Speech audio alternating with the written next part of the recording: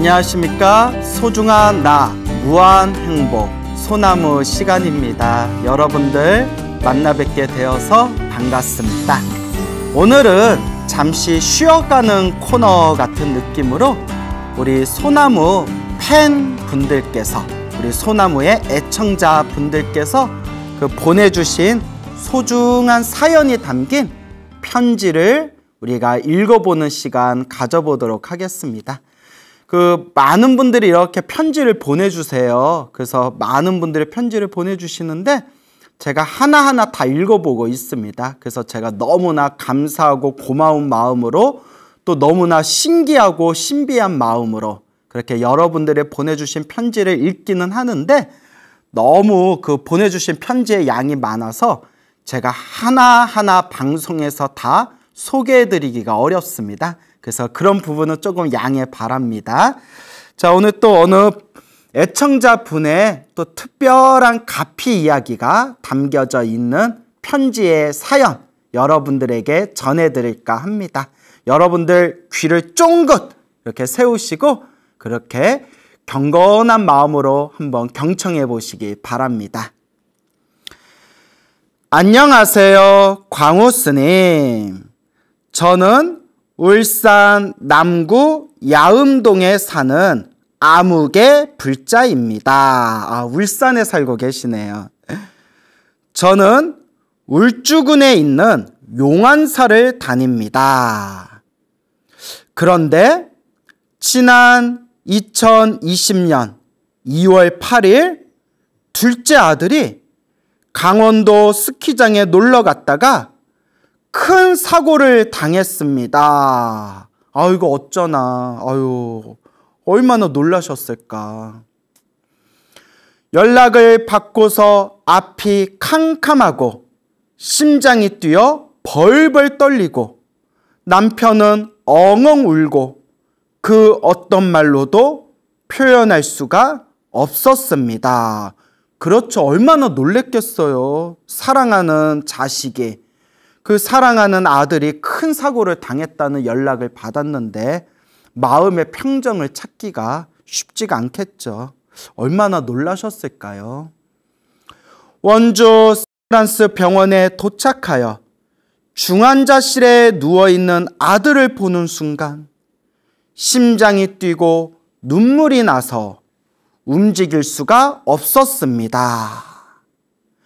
그리고 저는 그 자리에서 신묘장구 대다라니를 독송하였습니다. 그날부터 저는 하루에 매일 다라니를 100번, 300번, 600번을 독송하며 매일 이렇게 100번, 300번, 600번씩 신묘장구 대다라니를 독송하신 거예요? 엄청나시다. 오색실로 염주를 만들어 아들 목에 걸어주고 또 단주를 만들어 팔에 끼워주며 기도를 했습니다. 그렇죠. 우리가 인생을 살아가면서 정말 한치 앞도 알 수 없는 이런 불완전한 세계에서 갑작스럽게 힘들고 괴롭고 답답한 일을 겪게 되었다면 우리 불자가 의지해야 할 최고의 의지처는 바로 불보살님, 부처님 보살님이 되겠죠. 그래서 저도 여러분들에게 평소에 항상 힘들고 괴로울수록 오히려 더 간절히 기도해야 된다, 염불해야 된다라는 말씀을 자주자주 드리지 않습니까? 새벽 30분에 일어나서 천수경을 읽으며 신묘장구 대다라니 108번가 화엄경 약창계를 독송했어요. 그러던 중에 부처님 오신 날이 다가왔습니다.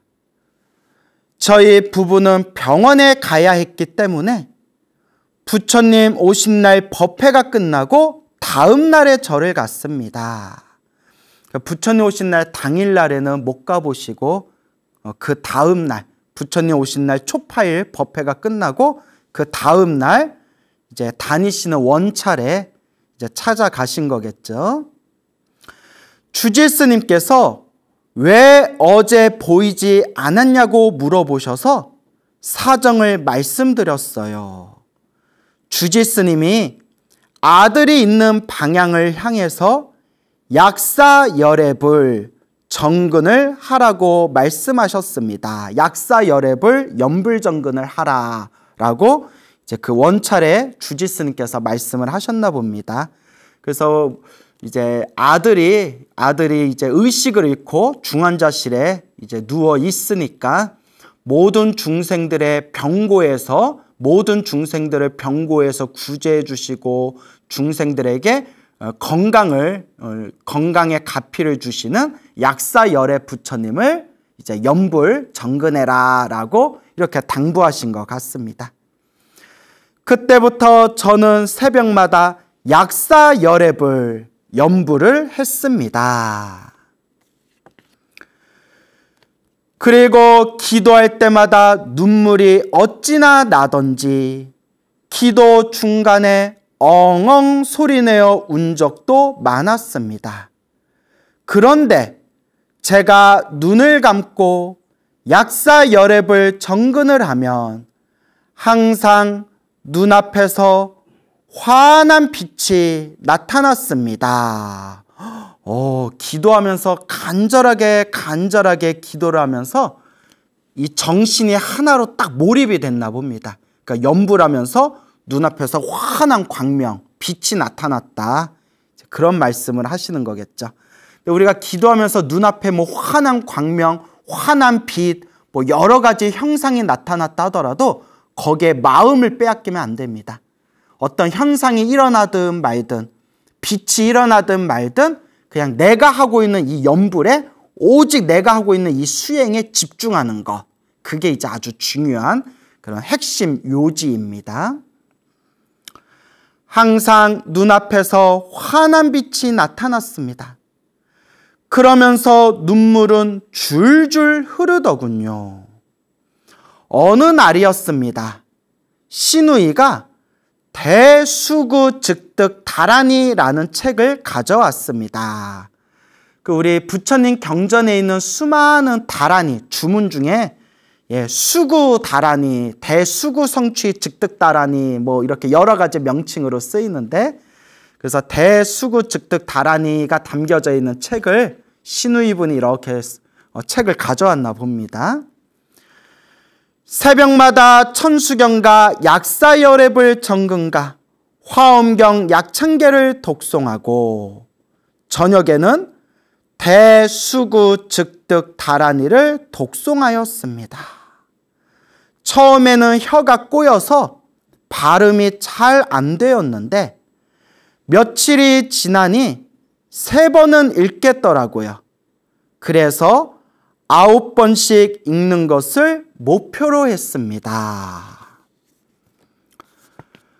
어느 날 새벽 기도를 하는데 그날은 앞이 하얀 빛으로 덮이더니 그 가운데에서 동그란 모양이 뱅글뱅글 돌더니 동물 형상이 나타났습니다. 앞이 하얀 빛으로 덮이면서 그 가운데 동그란 모양이 뱅글뱅글 돌면서 그 동그란 모양에서 그런 어떤 동물의 현상이 나타났다. 저도 이거 읽으면서 뭐지? 뭘까? 저도 그런 생각이 들더라고요. 그래서 한번 계속 읽어보겠습니다.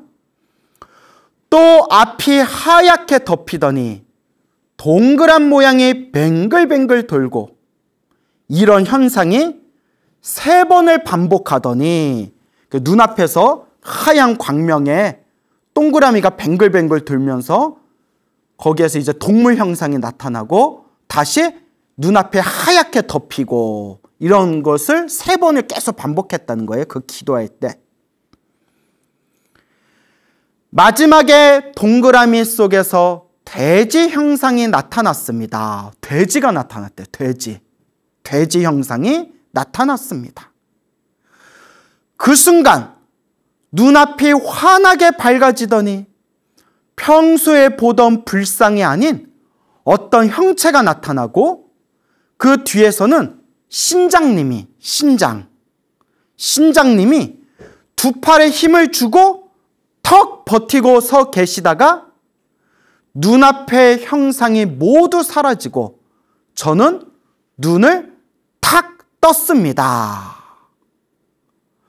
저는 부처님이 가피를 주시는구나 생각이 들며 엉엉 울었습니다. 그러니까 그런 어떤 약사열애불, 그런 연불의 어떤 산매라고 해야 되나요? 연불의 그 집중, 몰입 속에서 어떤 강렬한 이제 체험을 하신 거겠죠. 그리고 이틀 후에 다시 꿈을 꾸었는데 어떤 모임에 제가 나갔습니다. 그 모임에서 어떤 분이 꿈에서 돼지가 보인다. 그게 뭐야? 하니까 요 불자님이 아까 전에 그 전날에 이렇게 약사열애불, 새벽에 약사열애불 정근을 하시는데 눈앞에 광명이 펼쳐지면서 동그라미가 뱅뱅 돌면서 거기서 이제 돼지 형상, 돼지의 모습이 딱 보였다 했잖아요. 근데 그 다음날 또 꿈을 꾼 거예요. 그 다음날 꿈을 꿨는데 그 꿈속에 어떤 모임을 갔는데 그 모임에서 어떤 분이 꿈에서 돼지가 보인다. 그게 뭐야? 하니까 옆에 있던 분이 돼지는 보살님이야 하는 소리에 돼지는 보살님이야. 돼지가 보살님인가?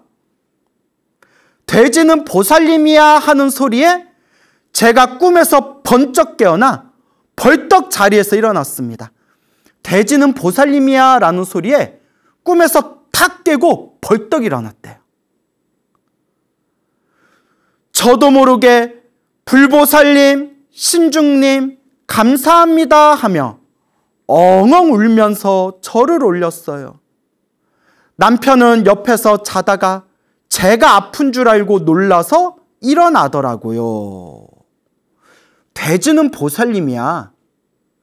여러분, 우리 수많은 그런 불보살님들이 이 중생들 앞에서 중생들을 제도하기 위해서 몸을 놔두실 때 그때 관세음 보살님이 짐승의 머리가 짐승인 머리로 중생들 앞에 놔두시는 경우가 있습니다. 그걸 이제 마두관음이라고 부른대요. 마두관음. 그래서 이렇게 인터넷에서 찾아보면 바로 나옵니다. 사진도 나와요. 마두관음. 관세음보살님께서 중생들을 제도하기 위해서 수많은 몸을 놔두시는데 그런 짐승의 얼굴로 몸을 놔두시는 경우도 있으세요. 그 짐승의 얼굴로 몸을 놔두실 때 그 모습을 마두관음이라고 부르기도 합니다. 다음 날에 저는 원주 병원에 가서 의식을 잃고 누워있는 아들 귀에다 대고 너는 깨어난다. 너는 일어난다. 부처님께서 너를 일어나게 해주신다. 고 병원 갈 때마다 귀에 속삭여 주었습니다. 제가 나중에 알았지만 아들이 병원 응급실에 실려왔을 때 의사가 살펴보고는 뇌사 상태다. 살면 기적이다 라고 생각했답니다. 그때 이제 병원 응급실에 사고를 당해서 병원 응급실에 왔을 때 이제 뇌사 상태로 이렇게 판정을 받을 정도로. 근데 보통 뇌사면 다시 깨어나기가 거의 불가능하지 않나요? 제가 잘 몰라서. 보통 식물인간인 분들은 이렇게 깨어나는 경우가 종종 있지만 뇌사에 빠진 분들이 다시 깨어나는 경우는 거의 드물다고 제가 거의 불가능에 가깝다 그렇게 들은 바가 있어서. 근데 완전 뇌사 상태는 였는지 아닌지는 모르겠지만 하여튼 의사가 살펴보고는 이 정도면 뇌사 상태다.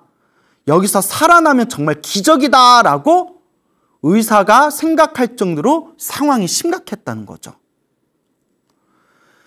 그런데 그런 우리 아들이 지금은 걷기 연습, 계단 오르기, 스쿼트 등의 운동으로 재활치료를 받고 있습니다. 아우 다행이다. 나무 아미타불, 나무 아미타불, 나무 약사 열애불. 정말 다행이다. 정말 다행이죠, 여러분. 야, 그러니까 의식에 깨어나고 이제 그런 재활치료를 받을 정도로 몸이 많이 회복이 되신 거네요. 어휴, 나무 약사 열애불. 정말 다행입니다. 목을 크게 다쳐서 아직은 밥을 제대로 먹지 못하는데 정말 다행인 것이 수족도, 인지도, 언어도 많이 손상되지 않았다고 합니다. 참 다행입니다. 예. 지금은 인지력이 많이 떨어진 상태지만 재활치료를 통해서 점점 좋아진다고 합니다.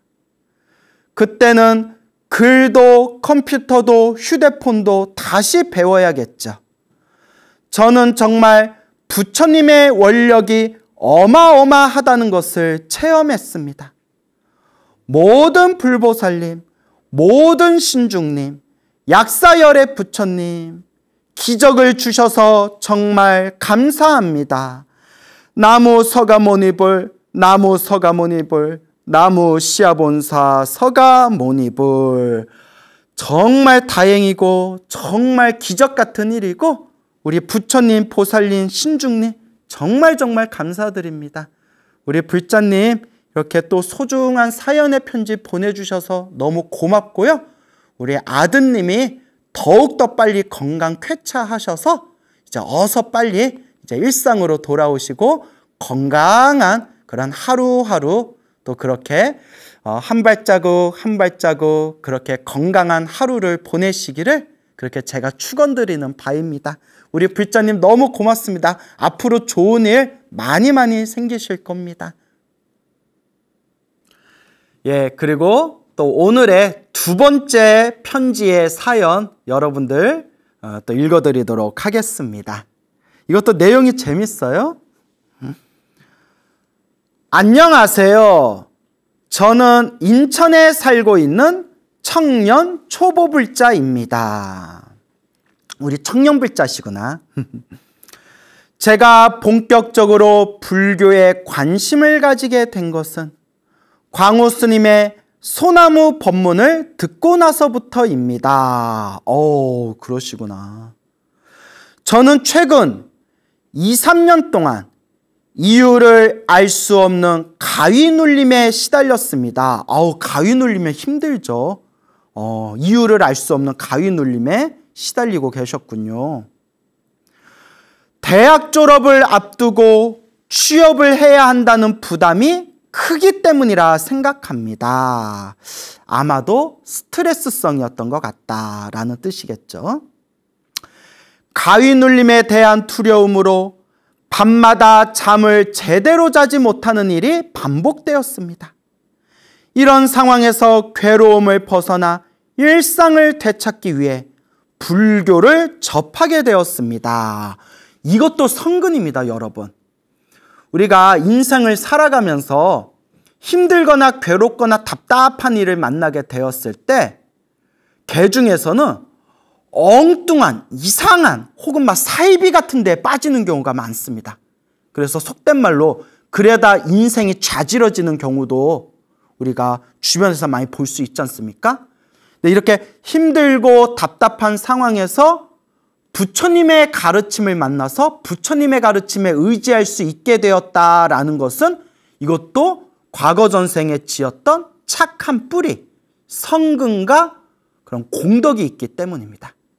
여러분 꼭 명심해야 되는 게 불교에 의지했다고 해서 무조건 옳은 건 아닙니다, 여러분.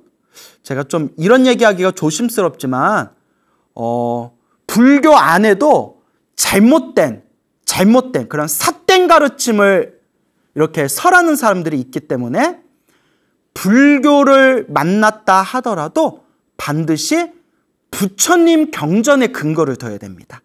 부처님 말씀, 부처님 경전의 근거를 들고 우리가 올바르게 닦아야 됩니다. 우리 주변에 보면 사이비들 중에서 자기 혼자 머리 깎고 자기 혼자 승복 입고 사람들한테 막 사기치는 사람들이 있어요. 그래서 이렇게 언론에 막 그런 거 막 나오고 그러지 않습니까? 그렇기 때문에 우리가 불교를 만나더라도 올바른 정법도량, 바른 법을 가르치는 정법도량에 가야 되고, 그리고 항상 부처님 가르침을 우리가 만났다 하더라도 반드시 경전 공부를 하면서 부처님 말씀에 의지해야 된다라는 것을 꼭 명심하시기 바랍니다.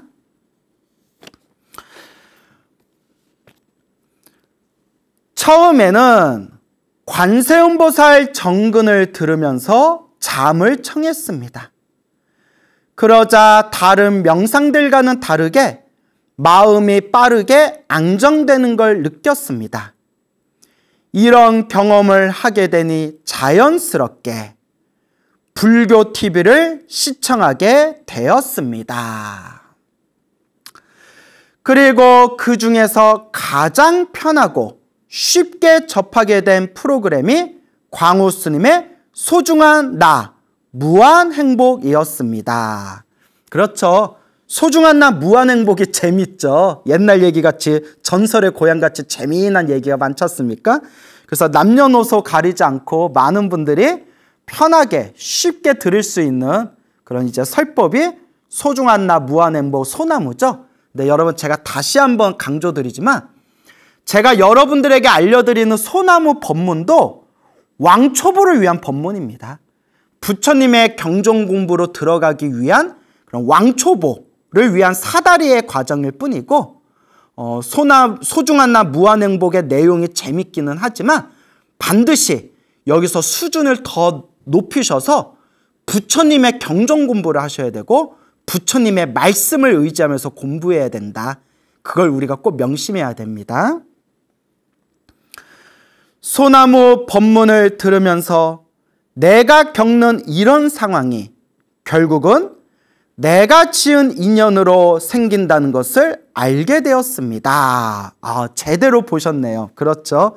우리 앞에 펼쳐진 좋은 일도 우리 앞에 펼쳐진 나쁜 일도 다 내가 지은 인연법이다라는 것을 제가 항상 소나무를 통해서 그렇게 인과 어변의 가르침을 제가 계속 여러분들에게 전달해 드리고 있죠. 또한 관음경 사경을 통해서 관세음보살님이 두려움을 없애주는 분이라는 것을 알고 깜짝 놀라기도 했습니다.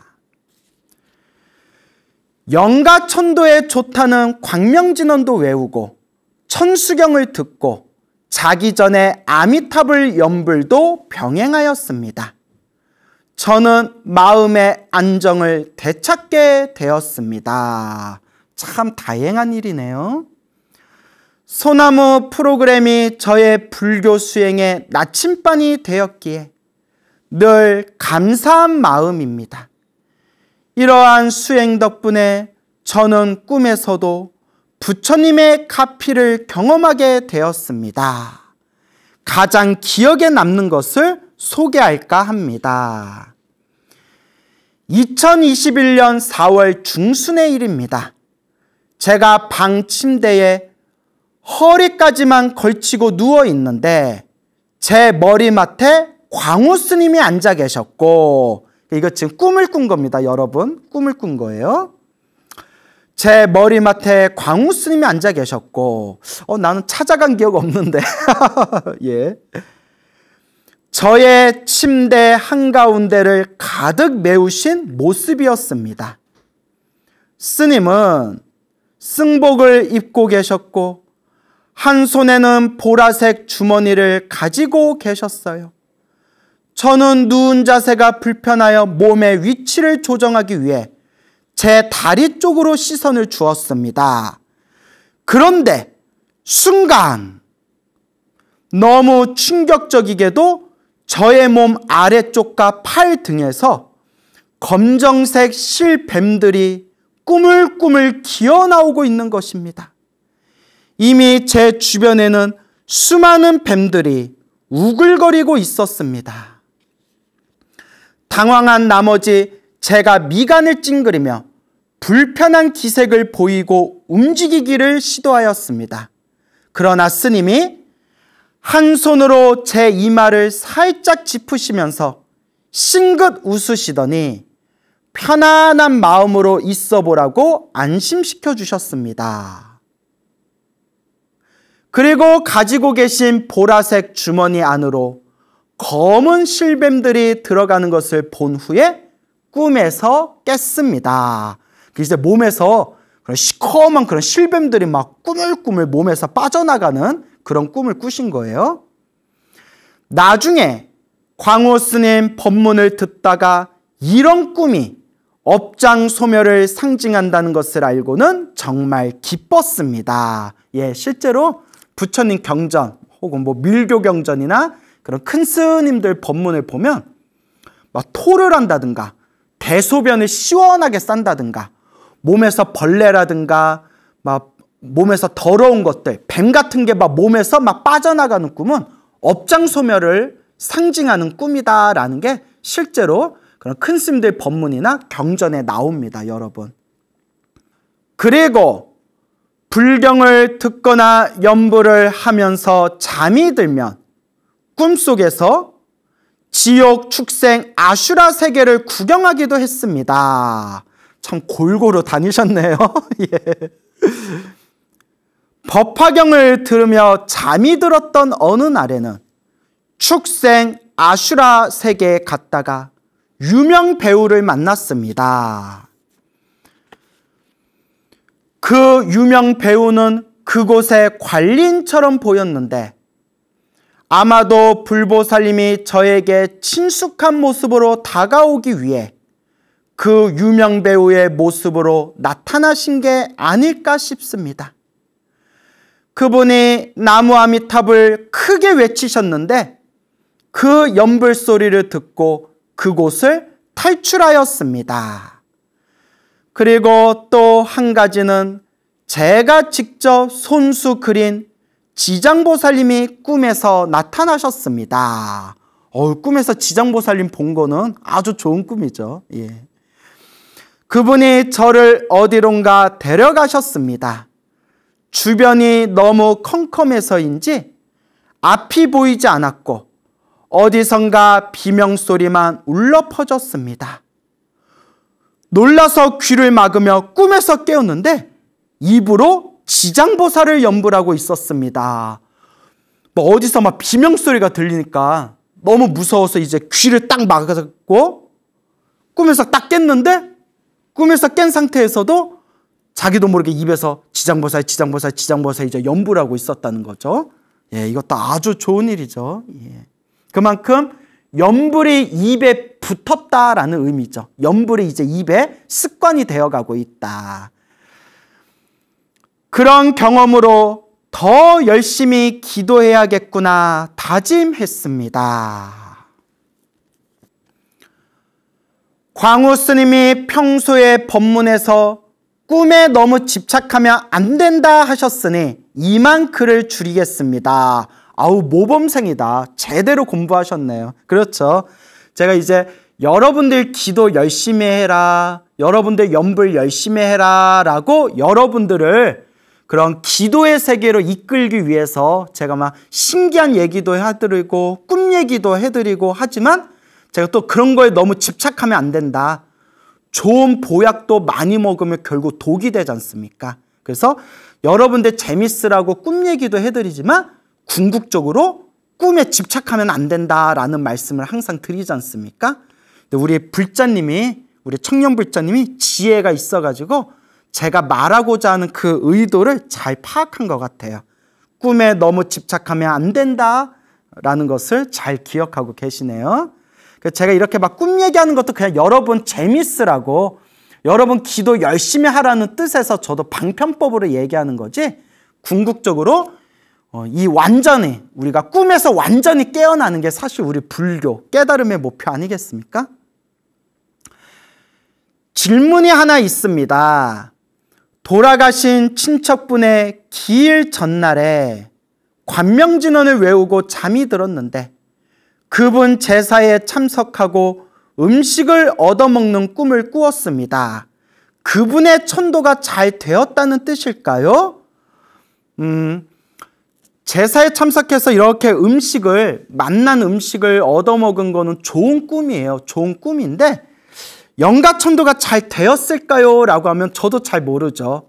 왜냐면 아예 꿈에서 대놓고 뭐 하늘 세계로 이렇게 올라간다든가 환한 미소로 이렇게 인사하면서 멀리 떠나는 꿈을 꾼다든가 뭐 이렇게 부처님께서 나타나셔서 영가들을 이렇게 이제 저 극락세계로 데려가신다든가 대놓고 그런 꿈을 꾸면 그건 확실히 영가천도를 상징하는 꿈인 것 같다라고 말할 수 있는데 그냥 제사에 참석해서 음식 얻어먹는 꿈은 좋은 꿈이지만 그거 갖고 뭐 이렇다 저렇다 판단하기는 좀 어렵죠. 근데 중요한 거는 그런 꿈을 꾸든 안 꾸든 돌아가신 영가분을 위해서 염불을 해드리고 기도를 해드린 것 자체가 이미 공덕이 있는 겁니다. 그러니까 꿈에 너무 집착할 필요 없습니다. 제가 말씀드렸죠? 아무리 좋은 보약도 많이 먹으면 독이 되듯이 아무리 좋은 꿈도 자꾸 집착해버리면 사람이 약간 이상해질 수가 있습니다. 그러니까 이 편지를 보내주신 불자님은 지혜로우신 분인 것 같으니까 너무 이런 거에 집착 안 하시면 됩니다. 예. 이제 저의 체험담을 마치겠습니다. 광우 스님, 늘 건강하시고 귀한 법문 많이 들려주세요. 법문 열심히 들으면서 선업공덕을 쌓을 수 있도록 노력하며 살겠습니다. 참 좋은 마음입니다. 예, 부처님의 법문을 듣고 부처님 가르침 공부하면서 끊임없이 선업공덕을 닦는 삶, 이게 진정한 불자의 삶이겠죠.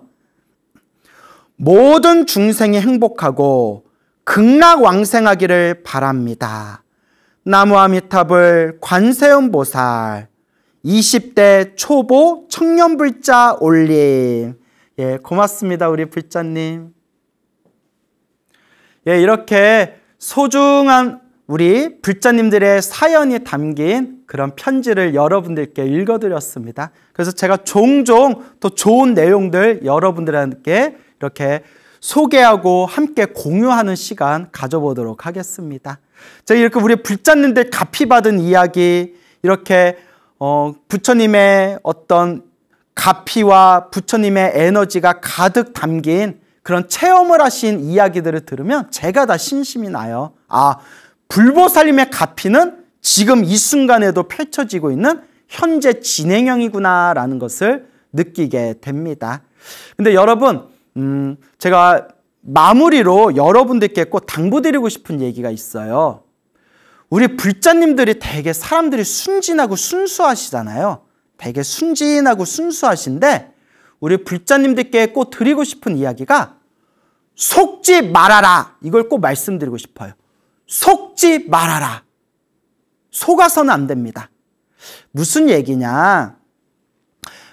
두 번째 편지에서도 제가 꿈에 나와가지고 이렇게 도와줬다라는 내용이 나오지만 여러분, 제가 일부러 이제 제 이야기라서 제 이야기를 많이 여러분들에게 그렇게 차마 제 이야기들이라서 얘기는 못 드렸는데 주변에 제 광팬들이 많으셔서 그런지 힘들고 괴로울 때 기도를 하다가 광우 스님이 제가 그분들 꿈속에 나타나가지고 제가 꿈에서 가피를 주고 꿈속에서 저를 보고 난 뒤에 일이 술술 풀렸다라는 이야기를 제가 종종 많이 봤습니다. 그래서 제가 웃으면서 나는 꿈에 들어간 적이 없는데요?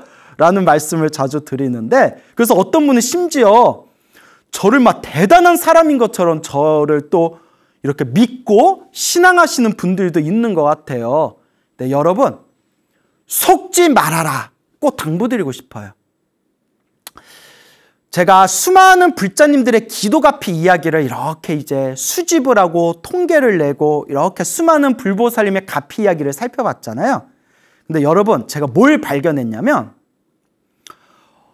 정성이 깊은 불자님들이 기도를 열심히 하다가 평소에 알고 지내던 종교인이 꿈에서 나타나서 일이 잘 풀렸다. 그래서 꿈에 나타나준 그 종교인, 스님이 될 수 있건 누가 될 수 있건 그분을 뭔가 저분은 대단한 분인 것 같다. 이렇게 생각하는 불자님들이 굉장히 많아요. 기도가피 이야기를 살펴봐도. 근데 여러분, 이제 제가 드리고 싶은 얘기는 그거는 스님하고 아무 관계가 없어요. 심지어 어떤 불자님은 그 꿈에 사이비가 꿈에 나타났는데 일이 잘 풀렸다라고 하신 분도 제가 봤어요. 여러분, 그거는 내가 간절하게 정성스럽게 기도하니까 꿈속에서 내 마음이 만들어낸 환상일 수도 있고, 혹은 불보살님이 몽중가피를 주실 때 평소에 내가 친근하게 생각했던 그런 종교인의 모습으로 꿈에 나타나는 것일 수도 있어요. 무슨 말인지 알죠, 여러분? 그러니까 내 꿈에 누가 나타났다 해서 그걸 절대 심각할 필요가 없습니다. 저는 그런 걸 굉장히 싫어해요. 왜냐? 그런 걸로 사기쳐가지고 가슴에 상처를 받고 마음에 상처받은 그런 불자님들이나 순진한 사람들을 너무 많이 보고 상담을 받았기 때문에 저는 이런 걸 굉장히 싫어합니다. 제가 항상 여러분들에게 당부드리는 건 오로지 부처님을 의지해라. 오로지 부처님의 말씀, 부처님의 경전에 근거를 둬라. 그리고 내 업장을 소멸하고 내 운명을 바꿀 수 있는 가장 최고의 방법은 누군가에게 의지하는 게 아니라, 사람에게 의지하는 게 아니라, 혹은 제사나 부적이나 특별한 어떤 거에 의지하는 게 아니라 내가 간절하게 기도하고 내가 정성스럽게 복과 선업을 짓고 내가 내 마음을 잘 닦았기 때문에 내 업장이 소멸하고 내 운명을 바꿀 수 있는 거다. 이걸 소나무 지금까지 거의 300회 가까이 이 얘기를 제가 계속 반복하면서 이야기하지 않습니까? 그렇기 때문에 여러분, 속지 마십시오. 속으면 안 됩니다. 여러분 앞에 있는 이 광우스님한테도 속으면 안 됩니다. 저는 그냥 여러분들에게 너무나도 소중한 이 부처님 말씀을 전달하고자 하는 그냥 선생님 역할일 뿐이지, 저도 수행이 엄청 부족한 사람이에요. 이러니까 되게 겸손해 보이잖아요. 근데 정말 수행이 부족한 사람입니다. 그래서 꿈에서 제가 나타났다거나 꿈에서 누가 나타났다고 해서 거기에 속지 마시고 오로지 부처님 경전에 의지하면서 공덕을 닦아나가시기 바랍니다. 오늘도 여러분들 만나 뵙게 되어서 진심으로 반갑습니다. 어느 여성 불자님이 계셨습니다. 이 불자님께서 한참 열심히 이제 절에 다닐 때 그런 이제 큰일을 겪게 됩니다.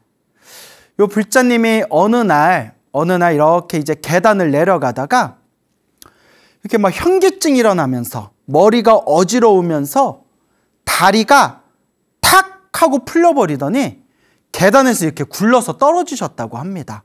아이고, 정말 위험하죠. 특히 연세 있으신 분들 같은 경우에는 막 이렇게 뼈가 부러질 수도 있고 잘못해서 뇌가 부딪히면 또 크게 다칠 수가 있는 상황이지 않습니까?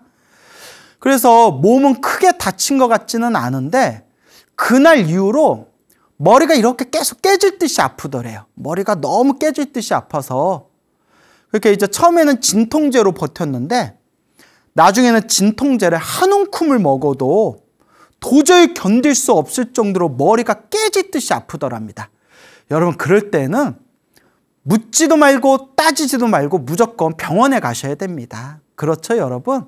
그래서 웬만하면 작은 병이라 생각돼도 병원에서 이렇게 검진 받아보셔야지, 우리 주변에 보면 병원 가기 귀찮아하다가 작은 병이 큰 병 되는 경우가 많지 않습니까? 너무 머리가 깨질 듯이 아파가지고 그래서 이제 병원에 가서 정밀검진을 받았답니다. 아이고, 근데 이걸 어째요? 그 뇌종양이었대, 뇌종양. 그것도 혹이 너무 크더래요. 혹이 크게 자라있는 상태였대요. 아우, 그 지경이 될 때까지 이제 자기도 몰랐던 거예요. 그래서 이제 뇌종양 판정을 받고 나서 이제 큰 수술을 이제 앞두게 되었다고 합니다. 그러니까 이제 큰 수술을 받게 되니까 사람 마음이 얼마나 두렵고 무섭고 답답하겠어요. 그래서 이 불자님이 오로지 관세음보살을 연불 하셨대요. 오직 관세음보살, 오직 관세음보살을 연불 하셨대요. 근데 이분께서 관세음보살을 연불하면서 이제 마음으로 어떤 생각을 일으켰냐면, 우리 같으면 살려주세요, 관세음보살님 살려주세요, 안 살려주면 미워할 거야, 막 이런 생각 들 수 있지 않습니까?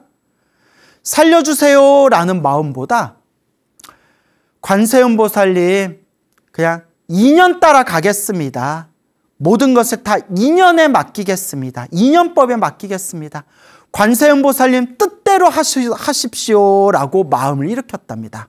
그러니까 마음을 완전히 다 내려놓고 오로지 연불에만 집중한 거예요.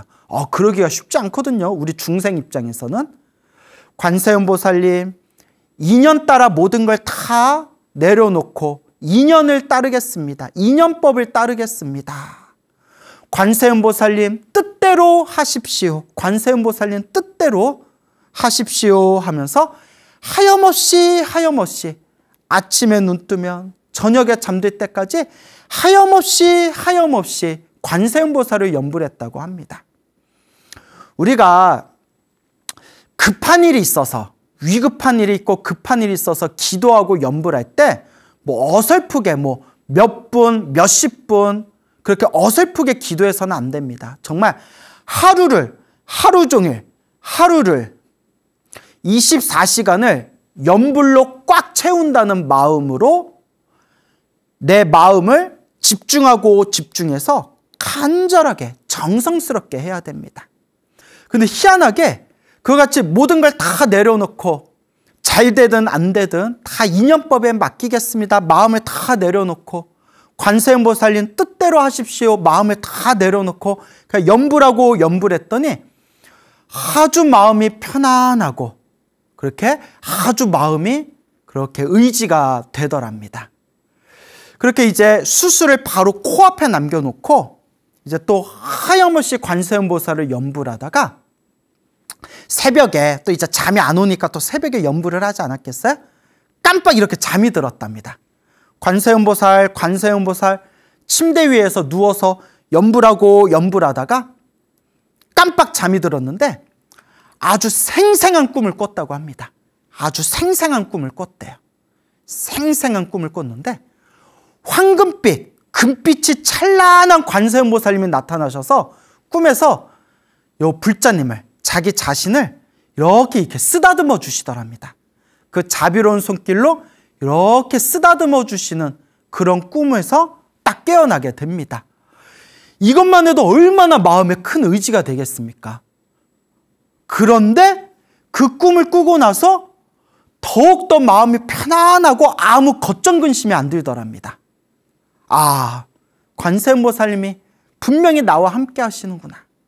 꿈에서 금빛 찬란한 몸으로 나타나셔서 자기 자신을, 이 불자님을 쓰다듬어주는 꿈을 꾸면서 마음에 더욱더 강한 확신과 의지가 되는 겁니다.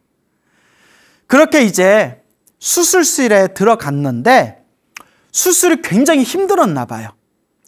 6시간을 예상했는데 그보다 3배가 넘은 20시간 동안 수술이 진행되게 됩니다. 20시간 동안. 그 20시간 동안 이제 피가 멈춰야 되는데 피가 멈추질 않아가지고 지혈이 안 돼서 엄청나게 고생을 했대요. 그러다가 정말 그 수술을 집도한 그런 의사의 말에 따르면 정말 이거는 기적입니다, 행운입니다 라는 말을 들을 정도로 그렇게 극적으로 피가 멈추게 되고 결국은 이제 수술을 잘 마무리를 짓게 됩니다. 그래서 남은 거는, 수술은 잘 끝났고 남은 거는 이제 경과를 지켜봐야 되는 그런 이제 과정이 필요합니다. 그래서 후유증이 남을 수도 있고, 그리고 뭐 언어 능력이라든가 운동 능력 같은 경우 이제 그것이 수술받기 전과 똑같을지 아니면 조금 몸에 후유증이 올지 그거는 장담할 수가 없는 상황이라고 합니다. 어쨌거나 20시간의 대수술을 마치고 나서 이제 중환자실로 옮기게 되었는데, 희한한 게 이제 의식을 차렸는데 보통 그렇게 큰 수술을 마치고 나면 진통제를 엄청 맞아야 된다고 합니다. 극심한 고통 때문에. 근데 희한하게 진통제를 맞지 않아도 몸과 마음이 너무 편안하더랍니다. 이건 정말 놀라운 일이죠. 진통제를 맞지 않아도 몸과 마음이 너무나 이렇게 편안함을 느끼셨고, 회복실로 옮기기 전까지 그 중환자실에서도 하염없이 누워서 끊임없이 마음으로 관세음보살, 관세음보살, 관세음보살을 연불 하셨다고 합니다. 결과적으로 그 수술이 잘 끝나고 회복도 빨리 잘 되셔가지고 지금은 이제 다시 일상으로 돌아와서 이 부처님의 은혜를 갚는 마음으로 지금도 신행생활을 아주 열심히 하고 계신다는 그런 어느 불자님의 이야기가 되겠습니다. 우리가 인생을 살아가다 보면 항상 좋은 일, 항상 기쁜 일, 항상 즐거운 일만 생길 수는 없습니다. 인생이 내가 마음먹은 대로 내 인생길이 술술 풀린다면 얼마나 좋겠습니까? 하지만 인생이란 게 그렇게 호락호락한 길이 아니지 않습니까? 우리 중생들이 이 험난한 인생이란 길을 걸어 나갈 때 굽이 거칠고 괴로운 고난의 길을 만나게 될 때 우리 불자들은 과연 어떤 마음으로 그 고비와 그 고난을 넘어가야 될까요? 간절하게 부처님께 의지하시기 바랍니다.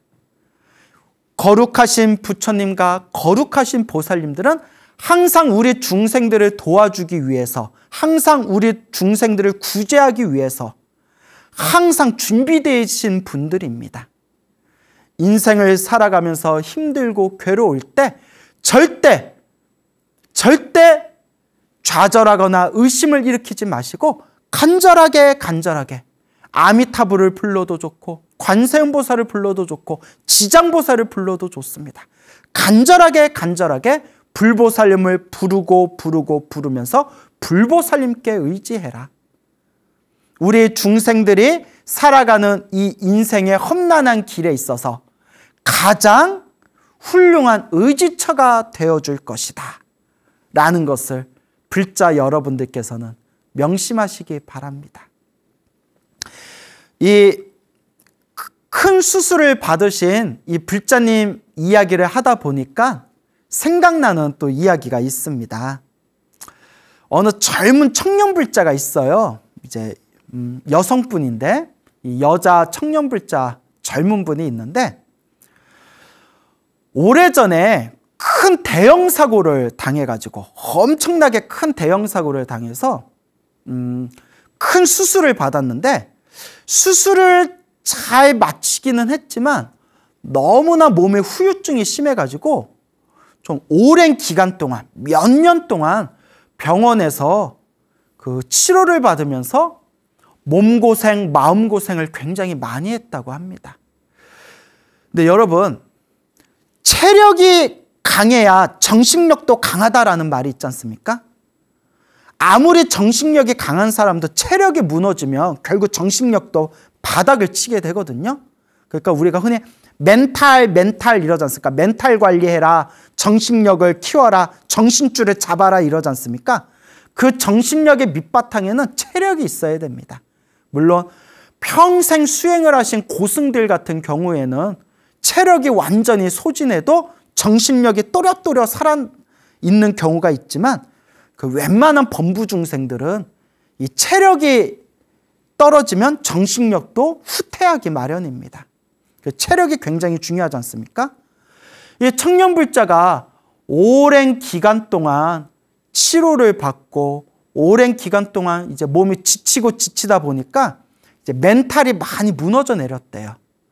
그렇게 마음에 힘들고 괴로운 그 과정 속에서 정말 기적같이 부처님의 가르침, 부처님의 법을 만나서 엄청난 삶의 의지처가 되었다고 합니다. 부처님의 법을 만나고 인과법을 배우고 간절하게 부처님께 기도하고 수행을 하면서 마음에 엄청난 의지처가 되었다고 합니다. 그렇게 부처님의 가르침을 배워나가면서 이제 자신의 이제 힘들고 피폐해진 몸과 마음을 굉장히 잘 추스리게 됩니다. 그 청년불자가 힘들고 괴롭고 답답해할 때 제가 이렇게 간곡하게 제가 이렇게 이야기했습니다. 마음을 다 내려놓고 나다 너다 이것이다 저것이다 좋다 싫다 즐겁다 괴롭다 이런 마음도 다 내려놓고 오직 관세음보살만 불러라. 오직 관세음보살, 가슴으로 오직 관세음보살만 불러라 라고 제가 당부하고 신신당부를 했습니다. 근데 이 청년불자가 그래도 과거 전생에 성근이 있는 사람이에요. 성근, 착한 뿌리가 있는 사람입니다. 여러분, 제가 얼마나 수많은 사람들 만나봤겠습니까? 근데 재밌는 게 기도해라 해도 안 하는 사람이 있는가 하면 몇 마디 좋은 얘기 들려주면서 열심히 염불하십시오, 기도하십시오 하면 또 그 말을 금과 옥조로 여기고 아주 정성껏 간절하게 기도하시는 분들이 있습니다. 그래서 제가 이렇게 많은 불자님들을 보면서 많은 사람들을 겪으면서 무엇을 느꼈냐면 정말 업장이 두꺼운 사람들, 정말 업보가 두꺼운 사람들은 기도해라 염불해라 해도 그게 잘 되지가 않는구나. 실제로 여러분, 업장이 너무 두꺼운 사람들은 부처님께 염불하고 기도하고 복을 지으면서 내 업장을 녹여야 되거든요. 근데 너무 업보가 두꺼운 사람들은 기도를 해도 기도에 집중하지를 못해요. 자꾸 마음이 흔들려요. 자꾸 마음이 흔들립니다. 그리고 정말 업장이 많고 업보가 두꺼운 사람들은 복을 지을 기회가 있어도 복 지을 기회를 발로 뻥 차버리고 오히려 막 절집을 다니면서 오히려 막 입으로 온갖 악업을 짓거나 오히려 복 까먹는 짓을 굉장히 많이 하는 경우를 제가 실제로 본 적이 있습니다. 너무나 안타까운 일이죠. 근데 어쩌겠어요. 그것도 결국 자기가 닦아나가야 되는 길인데요. 근데 이 청년불자는 그래도 과거 전생에 한 가닥 성근이 있었는지 그날로 하염없이 간절하게 이제 관세음보살을 염불합니다. 물론 이제 관세음보살을 염불하든 지장보살을 염불하든 결국 모든 불보살님의 기도는 하나로 통합니다. 근데 저는 이제 그 불자분이 평소에 관세음보살님을 이제 많이 좋아라 했기 때문에 이제 관세음보살 염불하세요라고 권유했던 거고, 그 불자가 만약에 지장보살 기도를 했던 분이라면 지장보살 염불하세요라고 했겠죠. 그러니까 어떤 불보살님을 염불하든 어떤 기도를 하든 결국 에너지는 하나로 통하기 마련입니다. 관세음보살 염불을 하고 너무나 기도하기도 힘들 때에는 관세음보살 염불소리를 틀어놓고, 관세음보살 염불소리를 요새는 뭐 휴대폰이나 인터넷에서 얼마든지 마음대로 들을 수 있지 않습니까? 관세음보살 염불을 틀어놓고 하염없이 귀로 들으면서 매일매일 그렇게 기도를 했다고 합니다. 좋은 일이 있을 때도 있고 힘들고 괴로울 때도 있고 좋을 때나 힘들 때나 기쁠 때나 슬플 때나 하염없이 꾸준히 관세음보살을 염불했다고 합니다. 그러다가 어느 날 꿈을 꿨는데 너무나 생생하게, 아주 생생하게 하얀 옷을 입으신 관세음보살님이 나타나셨답니다. 하얀 옷을 입으신 관세음보살님이 참 나타나면서 이렇게 싹 자기를 안아주더랍니다. 꿈에서. 너무나 생생하게 그 피부의 감촉까지 다 느껴지더랍니다. 막 얘기하면서 막 소름이 끼치네요. 근데 왜 나한테는 한 번도 안 나타나지? 관세음보살님이 하얀 옷 입으신 분이 나타났던 것 같기도 하는데, 이렇게 대놓고 저도 이렇게 관세음보살님이 짠 하고 나타나서 광우야 하고 이렇게 저 안아준 적은 저도 없었던 것 같아요. 그렇다고 꿈에 집착하면 안 되죠. 예. 제가 여러분들한테 항상 꿈에 집착하지 마세요 해놓고 제가 또 이렇게 딴소리하고 있어요. 그 청년불자님을 싹 이렇게 안아주는데 너무나 생생하더랍니다. 싹 안아주더랍니다. 괜찮아, 괜찮아 하면서 이렇게 하얀 옷을 입은 관세음보살님이 자기를 생생하게 그 피부의 감촉까지 하나하나 다 느껴지면서 자기를 안아주는데, 그 꿈에서 딱 깼을 때 가슴이 뭔가 뭉클하면서 하염없이 그 밤중에 그 새벽에 하염없이 이렇게 눈물을 쏟았다고 합니다. 눈물이 펑펑 쏟았대요. 아, 정말 나와 함께 하시는구나. 아, 정말 우리 중생들과 함께 하시는구나. 부처님 경전의 말씀이 하나도 틀린 게 없구나. 나와 이렇게 함께 하시는구나. 라는 그런 말로써 표현할 수 없는 그 가슴 밑바닥에 감동이 막 터져 나오면서 그냥 꺼이꺼이 울면서 그냥 눈물이 막 펑펑 한참을 쏟았다고 합니다. 그러면서 정말 몸도 마음도 너무 편안해졌대요. 그날 이후로 편안해지고, 그리고 아무리 기도를 많이 해도 여러분, 제가 항상 드리는 이야기 있지 않습니까? 아무리 기도를 많이 해도 좋은 일이 생길 때는 좋은 일이 생기고 나쁜 일이 생길 때는 나쁜 일이 생긴다. 아무리 기도를 많이 해도 나쁜 일이 생길 때는 나쁜 일이 생깁니다. 다만 수행을 하고 연부를 하고 기도를 많이 했는데도 나쁜 일이 생기는 것은 이제 크게 받을 업보를 작게 받고 있는 과정입니다. 업장소멸의 과정입니다. 라고 제가 누누이 귀에 딱지가 붙도록 이제 말씀을 드렸죠. 근데 이 불자님이 예전에 힘들고 괴롭고 답답한 일이 생기면 그렇게 남을 원망하는 마음이 생기더래요. 예전에는 막 자기 자신도 싫고 사람들도 다 싫고 세상이 싫고 왜 나한테만 이런 괴로움을 주시나, 막 이런 오만 가지 생각이 들었는데, 관세음보살님이 자신을 포근히 안아주시고 감싸주는 그런 꿈을 꾸고 난 뒤에는 몸과 마음이 너무 편안해졌고, 그리고 중간중간 일상에서 좀 힘들고 기분 나쁘고 그런 답답한 일이 생겨도 관세음보살님이 항상 나와 함께 계시다라는 그런 든든한 백 같은 느낌, 그런 의지의 마음이 들면서 자기 자신을 막 원망하거나 남을 탓하는 마음이 굉장히 사라졌다고 합니다. 그래서 예전 사고를 당하고 난 뒤에 막 그때 막 우울하고 피폐해졌을 때 자기 모습을 기억하고 있는 많은 사람들이, 야, 너 너무 변했다. 너 어쩜 이렇게 변했냐? 얼굴도 너무 밝아졌고 너 너무 변했다라고 그런 칭찬을 받을 정도로 아주 긍정적인 성격으로 자기가 변했다고 합니다. 그러면서 힘들고 괴롭고 좀 답답한 일이 생겨도 항상 마음으로 관세음보살을 연부를 하면서 관세음보살님이 항상 나와 함께 계신다라는 그 든든한 의지의 마음 때문에 자기가 지금 인생을 살아가면서 너무나 행복하고 너무나 든든합니다, 스님이라는 말씀을 직접 하더라고요.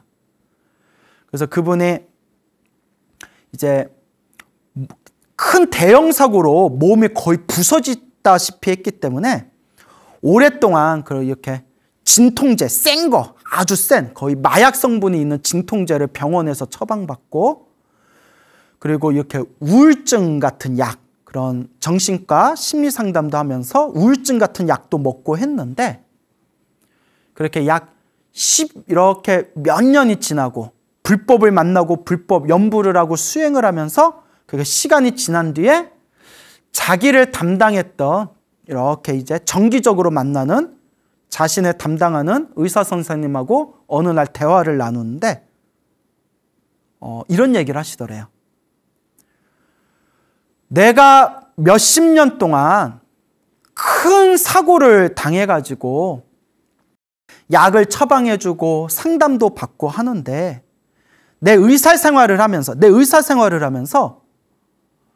자네같이 이렇게 몸과 마음이 긍정적으로 건강하고 이렇게 긍정적으로 이렇게 아름답게 극복한 사람은 자네를 포함해서 딱 2명 봤다.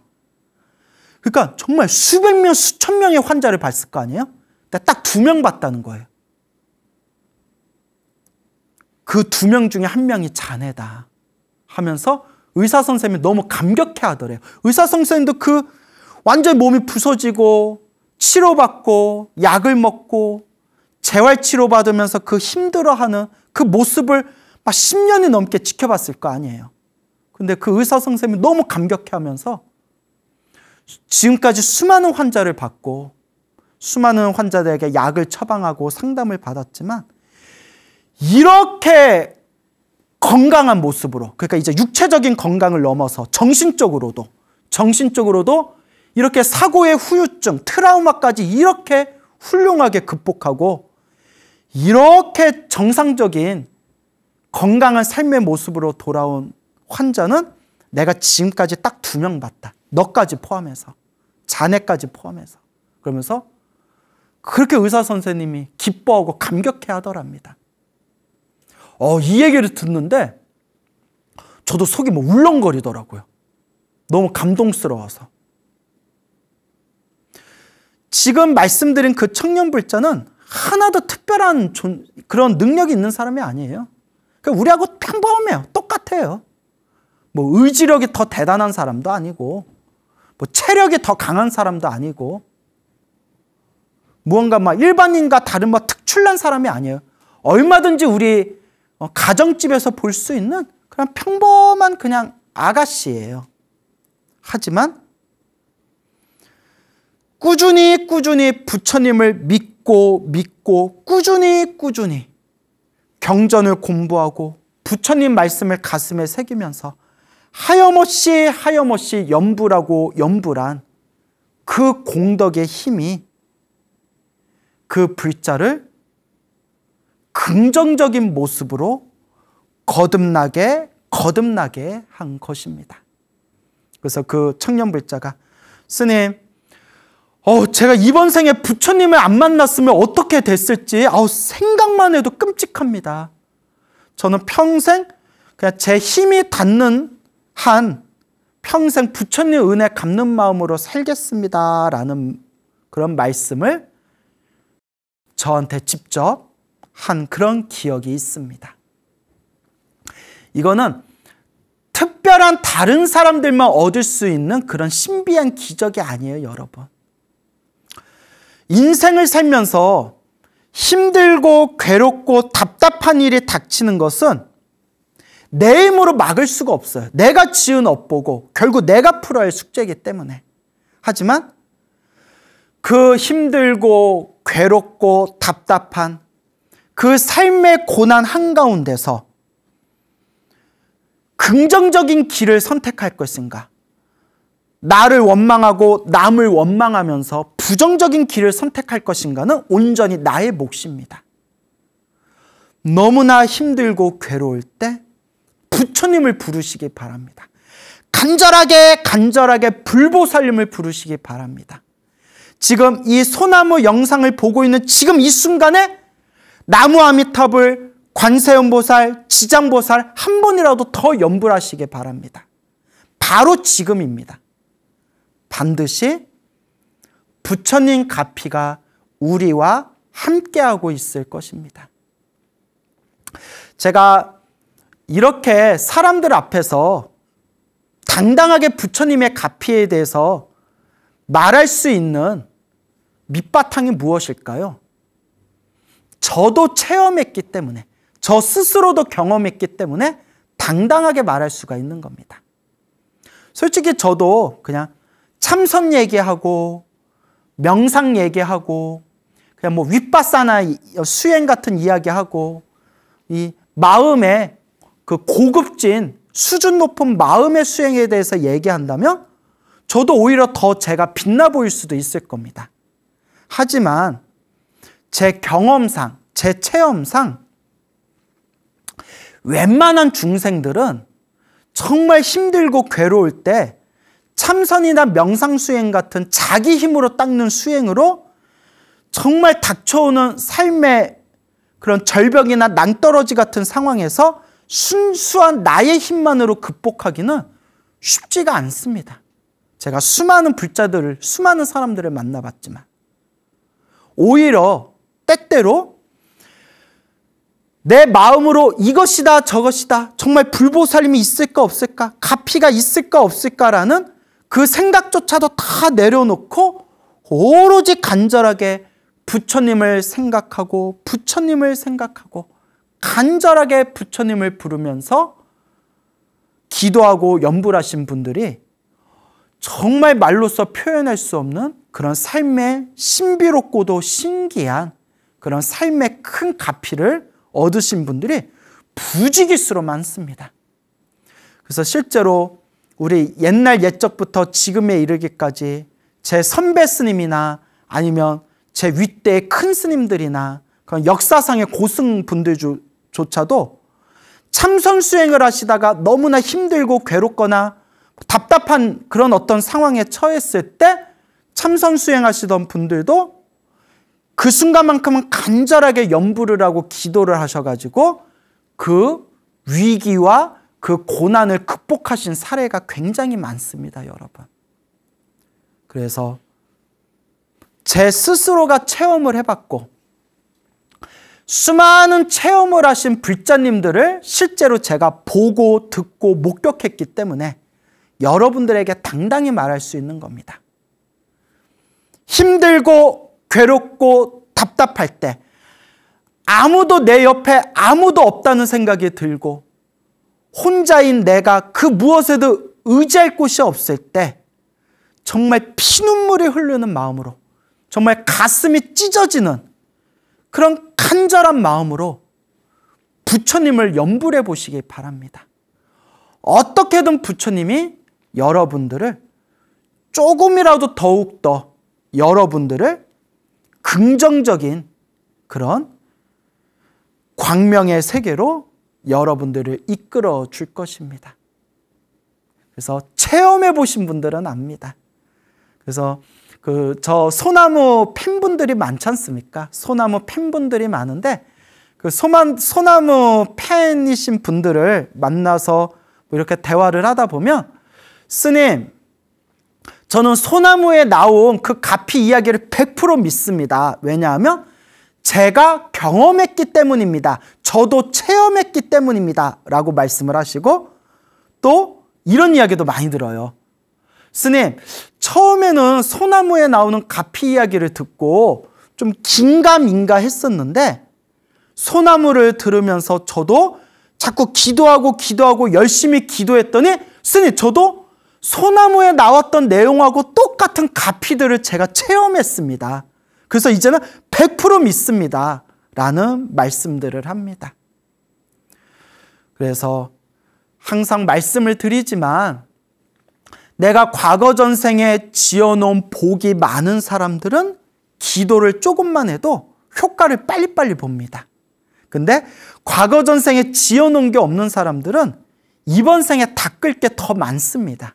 그래서 당장 기도를 해도 효과가 없는 듯 느껴지거나 혹은 기도를 열심히 했는데도 나쁜 일이 생기는 거, 오히려 더 안 좋은 일이 생기는 것 같은 느낌이 들 때도 있습니다. 여러분, 의심하지 마십시오. 흔들리지 마십시오. 지금 내가 업장을 소멸하고 있는 과정이고 지금 내가 복을 짓고 있는 과정입니다. 지금 내가 공덕을 닦고 있는 과정입니다. 그냥 묵묵히 부처님의 가르침을 닦아 나아가시면 됩니다. 단 한 가지 걱정되는 게, 여러분 요새 걱정되는 게 사기꾼 종교인들이 많아요. 이렇게 얘기하면 저도 잘난 사람은 아닌데 사기꾼 종교인들이 많아가지고 이렇게 저를 찾아와서 상담을 하시거나 예전에 그랬던 분들을 보면 그렇게 사기꾼들, 종교 사기꾼들을 만나가지고 막 큰 돈을 피해를 받거나 아니면 몸과 마음에 큰 상처를 받으신 분들이 너무 많더라고요. 그래서 그런 분들이 스님 진작에 소나무를 봤으면 조금 덜 속았을 텐데 라는 말씀을 하세요. 제가 소나무에서 항상 여러분들에게 무슨 말씀을 드리죠? 내 복은 내가 닦아야 된다. 내 업장은 내가 소멸해야 된다. 밖으로 구하는 모든 것은 결코 올바른 답이 될 수 없다. 오로지 복과 선업과 공덕을 닦는 마음으로 항상 스스로, 내가 스스로 기도하고 내가 스스로 닦아야 된다. 그래서 늘 세 가지를 말씀드리죠. 업장 소멸, 기도를 많이 해라. 기도를 많이 해라. 항상 내가 지은 업장을 참여합니다. 기도를 많이 하고, 둘째, 복을 많이 지어라.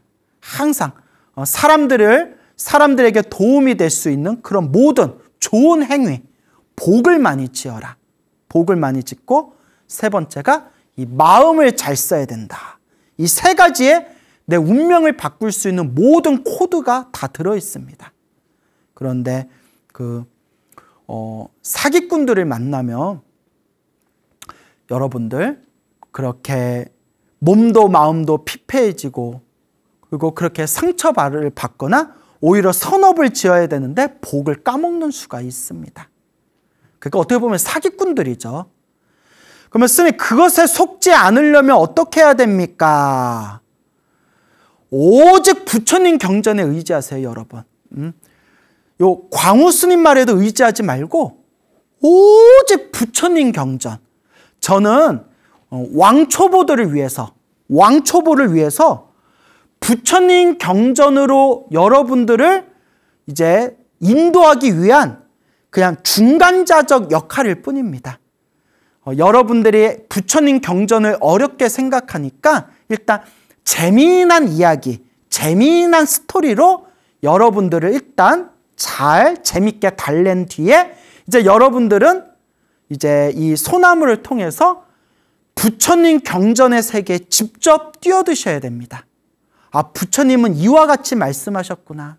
부처님은 이런 법을 설하셨구나. 그러니까 부처님이 하신 말씀입니다. 부처님께서 분명히 말씀하시기를 사람에 의지하지 말고 법에 의지해라 라고 말씀하셨습니다. 사람에 의지하지 말고 법, 부처님의 말씀, 부처님의 가르침에 의지해라. 그러니까 부처님의 가르침에 의지하면 적어도 덜 속을 겁니다. 여러분 또 제 경험상 내가 깨달았다, 내가 깨쳤다, 내가 부처다, 내가 뭐 미륵불이다 라는 사람들 치고 제가 제대로 된 사람을 별로 못 봤어요, 여러분. 예? 왜냐면 제가 좀 그런 질문을 요새 많이 받아요. 선생님, 누가 깨쳤다는데요? 예? 그래서 뭐 제가 그분 깨쳤는지 안 깨쳤는지 제가 어떻게 알겠어요? 저는 오로지 그냥 부처님 가르침을 공부하면서 염불 수행하고 있는 그냥 범부 중생일 뿐이에요. 저도 보잘것없는 스님일 뿐인데 뭐 저분이 깨쳤는지 안 깨쳤는지 제가 어떻게 알겠습니까? 다만 저도 25년 가까이 승려 생활을 했지 않습니까? 내가 완전히 깨달았다, 내가 부처다라는 분치고 이렇게 뭐 들리는 소문이나 거기서 피해를 보셨던 분들이나 옆에서 목격한 일들이나 보면 그닥 참 말이 조심스럽네요. 대충 눈치 빠르신 분들은 이해를 하셨을 거라 믿습니다. 제가 드리고 싶은 얘기는 부처님의 경전에 의지해서 부처님의 가르침, 오직 부처님의 말씀을 스승으로 삼으시길 바랍니다. 그거면 충분합니다. 그래서 꼭 이상한 막 신통 같은 거 좋아하시는 분들이 그런 거에 홀딱홀딱 넘어가는 분들이 많더라고요. 진정한 신통은 마음의 평화, 이 마음의 평온이야말로 최상의 신통입니다. 그래서 저도 불자님들한테 기도할 때 신비한 힘 같은 걸 생각하지 말고 기도하면서 마음이 편안해지면 그게 바로 가피다 라는 말씀을 자주 드립니다. 그동안 우리 소나무를 꾸준하게 들으셨던 분들은 제가 무슨 이야기를 하고 싶은 건지 충분히 이해하셨으리라 생각합니다. 그래서 이와 같이 부처님의 가르침, 대승경전에서는 힘들고 괴롭고 고난에 빠진 중생들이여 일념으로 간절하게 불보살님을 불러라. 불보살님이 그대들을 반드시 보호하고 구제해 주시리라 라는 내용이 이제 수많은 대승경전에 나옵니다.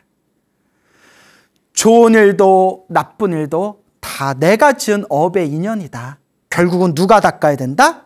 결국은 내 자신이 닦아야 된다라는 것을 꼭 명심하시길 바랍니다. 제가 굉장히 좋아하는 이야기가 있습니다. 몇십 년 전에 중국에 어느 스님이 계셨는데 이 스님께서 평소에 속병이 있었다고 합니다. 속병이 있었는데 그 속병 때문에 엄청나게 고생을 많이 하셨대요. 그러다가 어느 날 그날따라 몸이 너무나 안 좋았을 때 극심한 복통이 일어났대요. 뭐 여러분 우리 위장이 조금만 이렇게 꼬여도 막 그냥 속이 다 뒤집어질 것 같은 느낌이 들지 않습니까?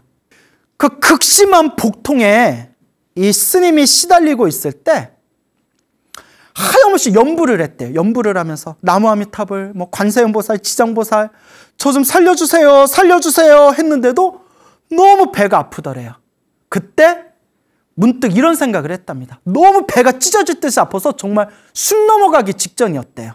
그때 이 스님께서 자리에 엎어져서 마음으로 어떤 마음을 일으켰냐면 부처님, 거룩하신 부처님, 제가 지금 그냥 죽어도 좋습니다. 다만 다른 중생들의 고통을 제가 지금 받을 테니 중생들의 모든 고통과 괴로움이 사라지기를 바라옵니다. 중생들이 모든 괴로움이 사라지고 행복하기를 바라옵니다. 저는 어차피 지금 배가 너무 아프니까 제가 이 배 아픈 걸 제 괴로움을 더 받을 테니까 중생들의 고통에서 벗어나 행복하기를 바라옵니다 하면서 하염없이 연부를 했대요. 여러분 이게 바로 자비심이고 이게 바로 보리심입니다. 보리심. 모든 중생이 괴로움에서 벗어나 행복하기를 바라는 마음. 모든 중생이 다 함께 성불하기를 바라는 마음. 부처님, 차라리 이 고통을 내가 다 받을 테니 중생들이 모든 고통에서 벗어나기를, 모든 중생이 영원토록 행복하기를 하면서 하염없이 연부를 하시다가 깜빡 잠이 드셨대요. 그리고 잠에서 깼는데 배가 멀쩡하더래요. 그런데 그날 이후로 돌아가실 때까지 다시는 그 속병, 다시는 배가 아픈 일이 없으셨답니다. 속병이 완전히 다 사라진 거예요. 그 순간 정말 간절하게 중생들을 향한 그런 간절한 자비심을 일으키면서 연부를 했을 때 오히려 누가 더 가피를 받았다? 내가 더 큰 가피를 받았다. 그래서 제가 가장 좋아하는 이야기가 되겠습니다. 그래서 여러분 매일매일 연부를 하시고 항상 연불, 기도의 마지막은 항상 모든 중생 다 함께 괴로움에서 벗어나기를, 영원토록 행복하기를, 모든 중생 다 함께 성불하기를 발언하시기 바랍니다. 여러분들 만나 뵙게 되어서 진심으로 반갑습니다. 여러분, 우리 사람이 살아가면서 이 인생에서 가장 큰 일이 뭘까요? 먹는 거, 자는 거, 씻는 거, 사람들 만나는 거, 대인관계, 인간관계, 이러한 것들이 다 큰일이겠죠. 하지만 사람이 살아가면서 가장 큰일이 있다면 바로 죽고 사는 문제입니다. 맞죠, 여러분? 죽고 사는 문제가 가장 큰일이지 않습니까? 그런데 우리 불교에서는 사람이 죽으면 그걸로 끝나는 게 아니라고 합니다. 우리 중생이란 존재는 사람을 포함해서 살아있는 생명, 이 중생이란 존재는 끊임없이 업이라는 에너지를 만들어냅니다. 인간을 기준으로 했을 때 몸으로 업이라는 에너지를 만들고, 입으로 업이라는 에너지를 만들고, 생각으로 업이라는 에너지를 만듭니다. 그 내가 만든 업의 에너지가 좋은 일을 많이 했으면 선업이 되고, 나쁜 일을 많이 했으면 악업이 되고, 선업은 선업대로, 악업은 악업대로, 그 업의 에너지의 흐름대로 다음 생, 다다음 생, 끊임없이 태어나고 죽음을 반복하면서 자기 업보를 자기가 받는다고 합니다. 그래서 자기가 지은 업보대로 태어나고 죽음을 반복하는 이 중생의 흐름을 윤회라고 부르게 되는 겁니다. 윤회. 이 윤회에서 벗어나서 완전한 자유인이 되려면 어떻게 해야 될까요? 모든 번뇌와 망상, 탐욕과 성냉과 어리석음이라는 번뇌망상을 완전히 소멸하면 우리는 생사윤회와 모든 업보에서 완전히 벗어나 영원한 자유인이 될 수 있다고 합니다. 근데 그거는 참 쉬운 일이 아니죠. 평생을 수행해도 이번 생 자기 마음 하나 조절하기도 힘든데, 이번 생에 웬만큼의 노력으로는 자신의 번뇌와 망상을 다 소멸하기가 힘듭니다. 그래서 우리 거룩하신 부처님들께서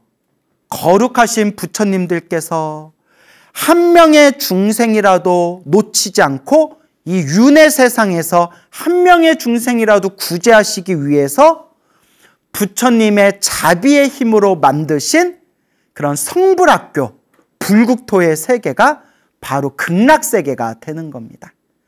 그래서 우리 대승불교의 불자들은 늘 나무아미타불 연불을 하면서 우리 목숨이 다할 때 지옥 악이 축생에도 떨어지지 아니하고 인간 세상이나 천상 세계에도 태어나지 아니하고 모든 중생이 성불할 수 있는 성불학교, 저 극락세계, 불국토에 태어나기를, 완생하기를 발언하는 겁니다. 그래서 우리나라만 하더라도 의상대사 같은 대큰 스님께서도 평생 동안 앉을 때마다 서쪽을 바라보고 앉아서 나무 아미타불, 아미타 극락세계 태어나기를 발언하셨다고 하고, 원효대사 같으신 분도 저 극락세계와 아미타 부처님의 위대한 공덕에 대해서 하염없이 끝없이 찬탄을 하셨습니다. 인도, 중국, 한국, 일본 할 것 없이 수많은 대선지식들께서 한결같이 아미타 부처님 극락세계, 모든 중생이 성불할 수 있는 이 성불학교를 다 함께 찬탄하셨다고 합니다.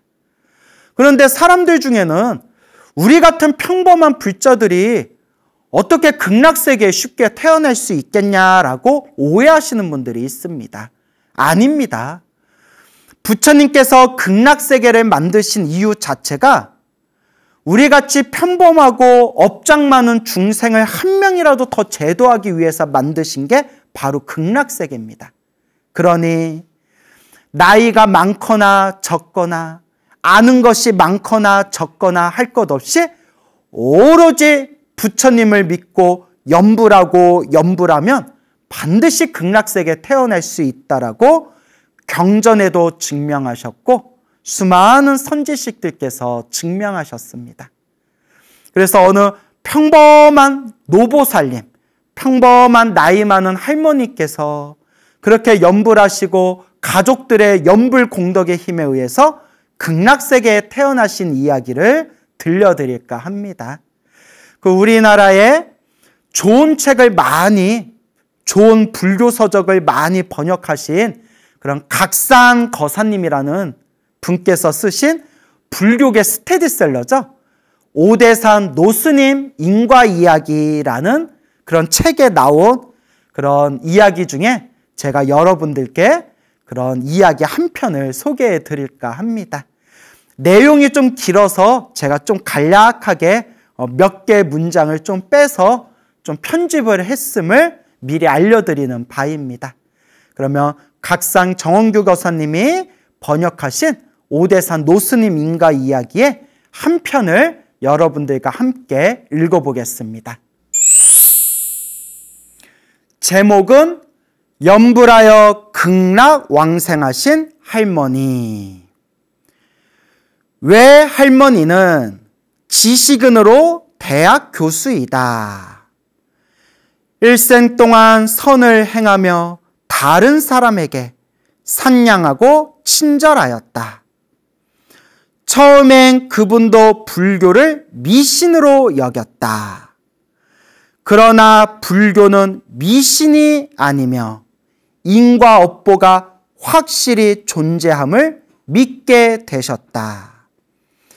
왜 할머니는 평생 동안 건강하고 병과 재난이 없었다.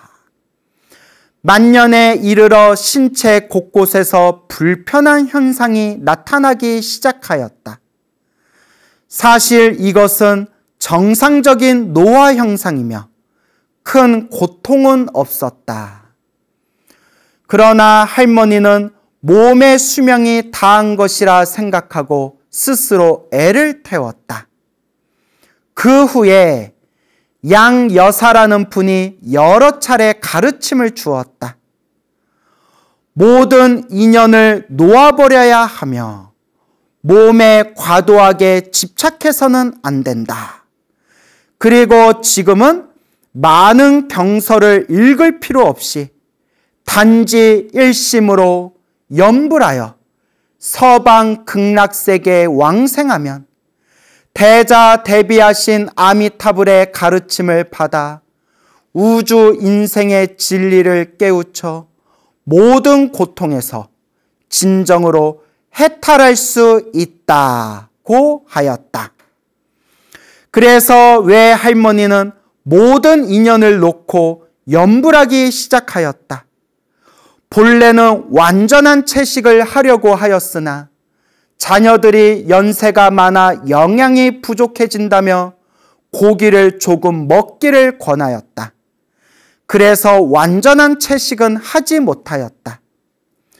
83세 되는 그의 어느 날 위가 불편하여 무엇을 먹으면 다 토하였다.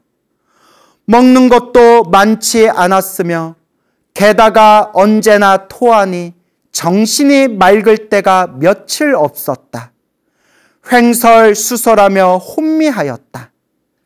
입원하여 검사해보니 의사는 노인이 돌아가실 때가 다 되었으니 치료를 하는 것은 아무런 의미가 없으며 엑스레이 사진상 손해가 매우 위축되어 치매로 변한 것이라 하였다.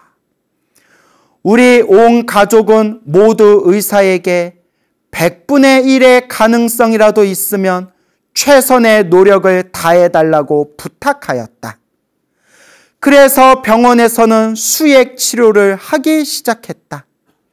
나는 집에서 초조한 심정으로 어떻게 하면 효심을 다하여 외할머니를 도울 수 있을까 하고 생각하였다.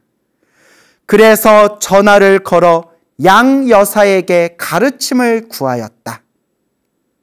그는 내게 정성으로 외할머니를 위하여 지장보살 본원경, 지장경을 염송할 것을 일러 주었다. 만약 수명이 다 되었으면 조만간 서방 극락세계에 왕생하여 고통을 면할 것이며 수명이 다하지 않았으면 조만간 회복하여 수행을 계속할 수 있을 것이라고 하였다. 나는 매일 성심성의껏 외할머니를 위하여 독경하였다. 지장경을 3번째 독경할 때 외할머니가 깨어났다고 하였다. 정신도 매우 맑았으며 먹을 것을 요구하였다. 채식을 하였으며 고기는 들지 않았다. 외삼촌은 먼저 외할머니의 뜻에 따라 원하는 것을 주었다. 나는 독경의 불가사의함을 느끼고 더욱 경건하게 지장경을 7번 독송하였다. 할머니는 이때부터 몸이 하루하루 좋아졌다. 어떠한 치매 증상도 없을 뿐 아니라 음성도 또랑또랑하였으며 기력도 충분하였다. 노인이 이렇게 좋은 상태로 회복되니 의사도 정말 알 수 없는 일이라고 말하였다. 왜 할머니는 치료하는 시간에 한편으로 같은 병실의 환자에게 염불할 것을 권하였다. 그들이 볼 때 할머니가 병실에 들어올 때는 사망 직전의 환자였는데 예상외로 현재 그들보다 회복이 훨씬 빠르니 매우 놀랐으며 모두 불법을 배워 염불해야겠다고 말하였다. 이 사건은 적지 않은 사람들을 불법으로 인도하였으며 외삼촌, 외숙모도 불법의 불가사의함을 느끼기 시작하였다. 왜 할머니는 내가 지장경을 염송한 자초지종을 듣고는 불보살이 자기를 구했다고 깊이 믿고 더욱 열심히 염불하였다. 이전에는 모든 가정 사정을 물었는데 이번에는 아무것도 관여하지 않았으며 나에게 일심으로 염불하여 극락세계에 태어남을 준비해야 한다고 말하였다. 내가 매일 대비주, 신묘장구 대다라니를 염송하는 것을 보고 나에게 대비주의 수승한 공덕을 듣고 대비주, 신묘장구 대다라니를 배우려고 하였다. 양 여사가 말하였다. 대비주는 확실히 매우 수승합니다. 다만 노인네가 연로하시며 또 흔히 쓰지 않는 글자가 많으니 굳이 이것을 염송할 필요가 없습니다. 전심으로 아미타불을 지송하면 됩니다. 하지만 외할머니는 기왕 대비주가 불법을 배우는 사람에게 필수적인 것이라면 반드시 배우겠다고 하였다. 그때부터 외할머니는 염불하는 시간 외에 특별히 시간을 내어 녹음 테이프를 따라 반복하여 배웠다. 연세가 많아 기억력이 떨어져 자주 잊어먹었다. 그러나 법을 배우겠다는 마음이 매우 견고하여 뜻을 바꾸지 않았다. 이후 할머니는 매일 새벽에 일어난 후 먼저 대비주 7번을 염송한 뒤 하루 종일 아미타불을 염불하였다. 이와 같이 1년 이상 지속하였다. 외할머니는 매년 병원에 가서 한 번씩 수혈을 받았다. 어느 날 외사촌형이 할머니를 모시고 수혈을 받고 있는 중 돌연 혼수 상태에 빠져버렸다. 형은 급히 의사를 찾아 응급 조치를 하였다. 조금 지나 깨어난 외할머니가 의사에게 하는 말이 의사 양반 내가 돌아왔어 라고 하였다. 모두들 이상하게 여겼다. 할머니는 정신이 돌아오자 자초지종을 이야기하였다. 혼미해진 뒤 내가 매우 넓은 대로를 따라가는데 길 양옆에 많은 사람이 서서 소라를 불고 북을 치고 하는 것이 마치 나를 환영하는 것 같았으나 나에게 말을 하는 사람은 없었어. 내가 계속 대로를 따라 앞으로 가니 작은 절이 보였어. 그러나 절 안에는 불상도 없고 아무도 없었어. 나는 이곳은 들어가면 안 되는 곳인가 생각하고 돌아왔지. 돌아 걸어오니 깨어난 것이야. 외할머니가 이야기를 마치자 병실의 환자들은 모두 놀랐다.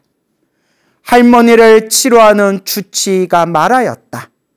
할머니, 그곳은 아마 토지묘일 것이며 그곳은 당신이 가서는 안 되는 곳입니다. 토지묘는 중국에서 그 토지신을 모시는 신당을 토지묘라고 합니다. 토지신을 모시는, 그러니까 땅의 신을 모시는 묘를 토지묘라고 합니다.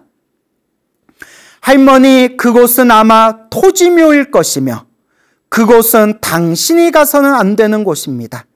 반드시 아미타불을 당신을 맞이하여 서방 극락세계에 가야 하며 다른 어떤 사람이 맞이하면 절대로 가지 말아야 합니다.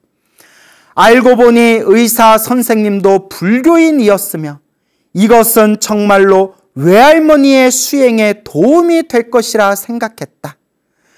병원에서 집으로 돌아와 외할머니는 모두에게 이러한 일련의 경험을 이야기한 후 반드시 인과와 육도윤회를 깊이 믿고 조속히 불교에 귀의하고 불법을 수행하여 삼계를 벗어나 생사를 해탈할 것을 권하였다. 한 달 후 어느 날 오후 우리 집에 모셔둔 불상이 갑자기 탁자 위에서 미끄러져 내렸다. 매일 내가 불상을 깨끗하게 닦고 모셔놓는데 지금까지 한 번도 이런 일이 없었다. 나는 재빨리 불상을 다시 새로 모셔놓으니 이때 외할머니가 나에게 말했다. 부처님이 내려왔어. 내가 빨리 가야겠다. 나는 듣고 재빨리 말했다. 할머니, 그렇게 생각하지 마세요. 아직 사실 날이 많이 남아 있습니다. 이건 오늘 내가 다 닦지 않고 모셔놓아서 불상이 떨어진 것입니다. 할머니와는 관계가 없습니다. 하지만 할머니는 말했다. 갈 때가 되었어. 그렇게 3일이 지나고 4일째 되는 날, 새벽 4시경 나도 모르게 갑자기 일어나졌다. 할머니 방에 가서 보니 어머니, 누나 모두 이미 혼수 상태에 빠진 할머니를 돌보고 있었다. 어머니는 누나 보고 빨리 외사촌 오빠에게 연락하여 병원으로 후송할 준비를 시켰다. 이때 나는 재빨리 할머니 귀에 대고 말했다. 제발 아미타불 염불하시는 것을 잊지 마세요. 반드시 서방 극락세계에 가십시오. 두 분 사촌 형님이 도착한 후 외할머니는 갑자기 깨어나시면서 말하기를 너희들 어째서 모두 왔니? 좀 있다가 병원에 모시려고요. 할머니는 말했다. 나는 옷을 갈아입어야겠다.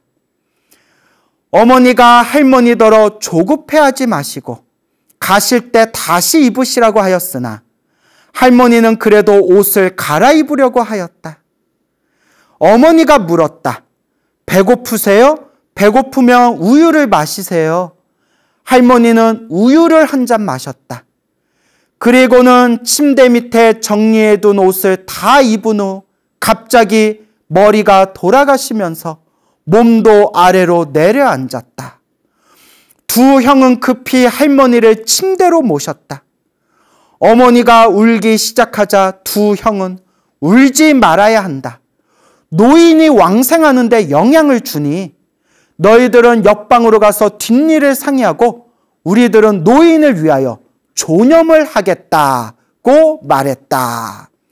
여기에 조념이라는 표현이 나오는데 돌아가신 분 옆에서 나무아미타불 염불을 해드리는 것을 도울조, 염불하다 할 때 염해서 조념이라고 부릅니다.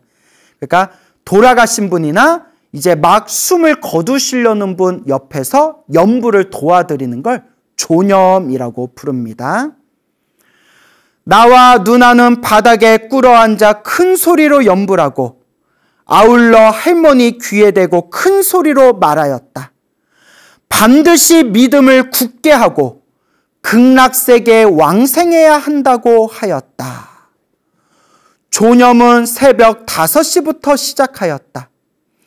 할머니는 돌아가실 때 눈을 뜨고 입을 벌리고 있었는데 연불을 아침 8시까지 하였을 때 눈을 감고 입도 닫았으며 매우 자상하고 편안한 모습이었다.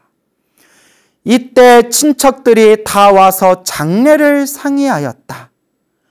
할머니께서 기왕 부처님을 믿고 서방 극락세계에 왕생하기를 원하였으니 큰아버지 삼촌께 청하오니 저는 불교식으로 장례를 준비하려고 합니다.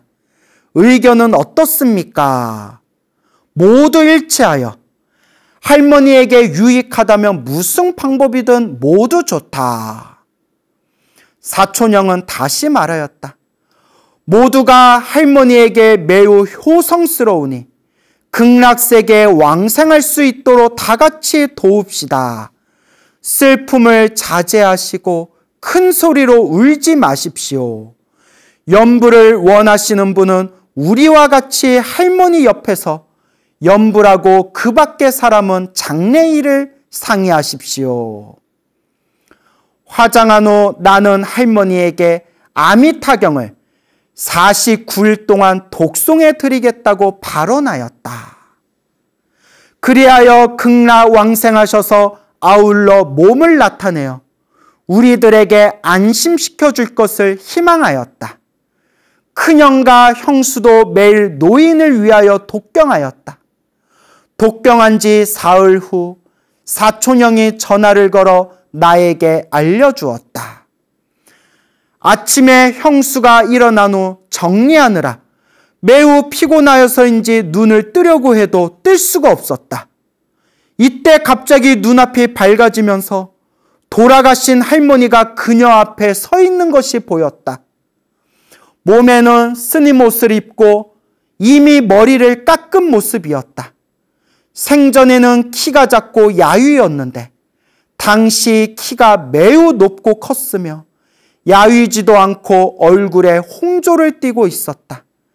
형수가 할머니를 알아볼 수 있었으며 할머니는 그녀를 보고 미소를 지어 보였다. 형수는 본래 노인의 정수리에 스님의 개받은 흔적을 보려고 했으나 노인의 머리에는 금빛이 빛나면서 눈이 부셔서 볼 수 없었으며 입을 열려고 해도 열리지 않았으며 상서로운 모습이 2, 3분간 지속되다가 서서히 소멸되었다고 하였다. 나는 이 말을 듣고 매우 기뻤으며 연불심이 깊으면 소원이 반드시 이루어진다는 것을 느꼈다. 예, 여러분 잘 들어보셨습니까? 어느 평범하신 할머니께서 이렇게 극락왕생하게 되신 그런 실제 체험담의 이야기를 저 중국인가 대만의 어느 불자가 당신이 겪은 외할머니의 이야기를 이제 말씀하신 그 내용에 대해서 여러분들께 들려드렸습니다. 이 부처님의 가르침은 머리와 지식으로는 다 헤아릴 수가 없습니다. 소위 논리적이고 합리적인 것으로 부처님의 가르침을 다 이해할 수가 없습니다. 더더구나 우리 불교에서 중요하게 생각하는 이런 영가천도라든가 영적인 부분에 대해서는 솔직히 과학적인 상식으로는 다 헤아릴 수가 없습니다. 여기서부터는 믿음과 체험의 문제겠죠. 이 외할머니가 처음에는 부처님의 가르침을 믿지 않고 불교는 미신이다라고 생각했던 그런 지식인이었지만 어떠한 사연을 겪으면서 이렇게 이제 부처님의 가르침을 믿고 그렇게 매일매일 나무 아미타불을 연불하고 그렇게 매일매일 대비주, 신묘장구 대다라니를 독송하게 됩니다. 그러다가 외할머니가 깜빡 정신을 잃었을 때 그 토지묘, 토지신을 모셔놓은 토지묘에 가게 되었는데 만약 거기에 그냥 딱 앉아버렸으면 아마 다음 생에 토지신으로 태어났을 확률이 큽니다. 그래서 이렇게 중국이나 대만의 큰 스님들이 쓰신 그 법문집에 보면 불교를 수행하시는 수행자분들이 아직 불법의 힘이 약하거나 세상에 대한 미련이 남아있을 때, 세상에 대한 미련이 강하게 남아있을 때 그렇게 수행의 힘으로 그렇게 신적인 존재로 태어나게 되는데, 그 토지신, 그 땅을 다스리는 토지신으로 태어나는 경우가 있더라라는 그런 내용을 제가 예전에 본 기억이 납니다. 그래서 토지신, 신이라고 하니까 우리가 높은 신처럼 여기겠지만 땅을 다스리는 토지신이 특별한 능력이 있는 신적인 존재지만 불교적인 눈에서 보면 또 그렇게 수준이 높은 신은 아니라고 합니다. 저 하늘의 신들, 저 하늘의 신들에 비하면 요 땅에 있는, 땅에 머무르고 있는 신들은 하계라고 부릅니다. 하계. 상계, 중계, 하계에서 하계에 들어가게 되는 겁니다. 그래서 그 외할머니께서 아직은, 제 생각에 아직은 그 불법의 힘이 조금 약하고, 그리고 세상에 대한 어떤 미련이나 그런 것이 있어서 이렇게 딱 정신을 잃었을 때 그 업식이, 업의 흐름이 자연스럽게 그 토지신의 토지묘로 그렇게 흘러간 것이 아닌가라는 생각이 듭니다. 하지만 평소에 나무아미탑을 극락세계에 왕생하기를 발언하면서 아미탑을 염불한 힘이 있었기 때문에 토지신의 토지묘에 갔을 때 여기는 부처님을 모셔놓지 않고 있구나, 여기는 부처님이 없구나, 내가 있을 곳이 아니구나 라고 딱 판단하고 거기서 자연스럽게 나올 수 있었던 것이 아닌가 생각이 듭니다. 그래서 우리 불자들은 꿈에서도 부처님 연불을 잠꼬대할 정도로 간절하게 연불하고 늘 마음속에 부처님이라는 존재를 마음속에 되새겨야 합니다. 호련히 이제 때가 되고 인연이 되어서 이제 할머니께서 세상을 떠나시게 됩니다. 근데 여러분, 과학적으로도 증명이 된 거고요. 뇌과학에서도 증명이 되었고요. 무엇보다도 불교에서도 오래전부터 얘기했던 건데요. 불교에서도 사람이 죽었을 때 안입이 설시이니 눈, 귀, 코, 혀, 몸, 생각 6가지 감각기관이 사람의 숨이 끊어지면서 흩어질 때 마지막에 끝까지 남아있는 그 감각기관의 그 능력이 귀, 듣는 거라고 합니다. 듣는 거. 그래서 뇌과학에서도 사람이 의식이 끊겨서 의식을 잃었을 때에도 귀로 들어오는 정보가 무의식에 저장된다는 그런 이야기가 있지 않습니까? 그래서 심지어는 이 이론을 가지고 영어 공부할 때 자면서 그냥 틀어놓고 들으면서 자라. 자면서도 머릿속에 다 저장된다라는, 자면서도 영어 공부하는 숙면 영어 공부법, 수면 영어 공부법이라는 게 있었거든요. 그래서 제가 한동안 했었잖아요. 효과를 봤냐고요? 개떡 같더라고요. 하나도 효과를 못 봤는데 하여튼 그런 이론이 있어요. 예, 자면서도 들으면 무의식에 다 남는다. 저는 효과를 못 봤습니다. 근데 뭐 효과 봤다는 분들도 있더라고요. 사람이 의식이 끊기거나 불교에서는 사람이 숨이 끊겼을 때도 마지막까지 열려있는 기관이 귀라고 합니다. 귀, 듣는 거. 그래서 사람이 혼수 상태에 빠졌거나 사람이 죽을 때 절대 나쁜 얘기를 하지 말랍니다. 옆에서. 우리가 볼 때는 숨이 끊긴 것 같지만 귀는 열려 있다고 합니다. 그래서 또 우리 불교에서는 사람이 죽었을 때 옆에서 막 울지 말라고 합니다. 엄마, 아버지 하고 엉엉 하고 울지 말라고 합니다. 숨이 끊겼을 때 사랑하는 가족들이 막 슬퍼하면서 애끓는 심정으로 막 울부짖는 모습을 딱 들으면 영가가 마음이 흐트러져서 혹 딴 생각을 일으켜서 다음 생 안 좋은 곳으로 빠져들 수가 있답니다. 이런 이야기가 경전에도 나오고 큰 스님들 법문에도 많이 나옵니다. 그래서 여러분, 유교 문화는 사람이 돌아가시면, 어른이 돌아가시면 막 피눈물을 흘리듯이 우는 것을 예법으로 알지만, 그래서 우리가 곡을 한다 하죠. 곡. 아이고 아이고 이렇게 곡을 하죠. 이거는 유교 문화일 뿐이고, 불교에서는 사람이 죽으면 울지 말라고 합니다. 그 영가가 마음이 흐트러져서 오히려 안 좋은 영향을 미칠 수 있다. 그래서 불교에서는 늘 불자님들에게 강조하는 게, 사람이 죽으면 울 시간에 차라리 연부를 한번 더해줘라. 간절하게 연부를 더해줘라 라고 아주 간곡하게 신신당부하는 겁니다. 그러니까 불자 여러분, 아무리 슬퍼도 사람이 죽으면 막 이렇게 막 울부짖지 마세요. 오히려 영가한테 안 좋은 영향을 미친대요. 이게 부처님 경전 지장보살님 가르침이나 이런 곳에 이런 내용이 다 나옵니다. 대신 잘 울 힘이 있으면 간절하게 그 돌아가신 영가분을 위해서 간절하게 연부를 해줘라. 그래서 실제로 사람이 딱 죽었을 때 귀에다가 연부를 해주면서 이 연불 소리를 놓치지 마세요. 연불하세요. 연불 소리를 놓치지 마세요. 아미타불 아미타불 이렇게 돌아가신 분 귀에다가 그렇게 소리내서 읽어주라고 합니다. 그렇기 때문에 여러분들이 정말 사랑하는 분이 세상에 떠났을 때 눈물 흘리면서 슬퍼하기보다는 귀에다가 연부를 해드려라 라고 제가 간곡하게 말씀드리고 싶습니다.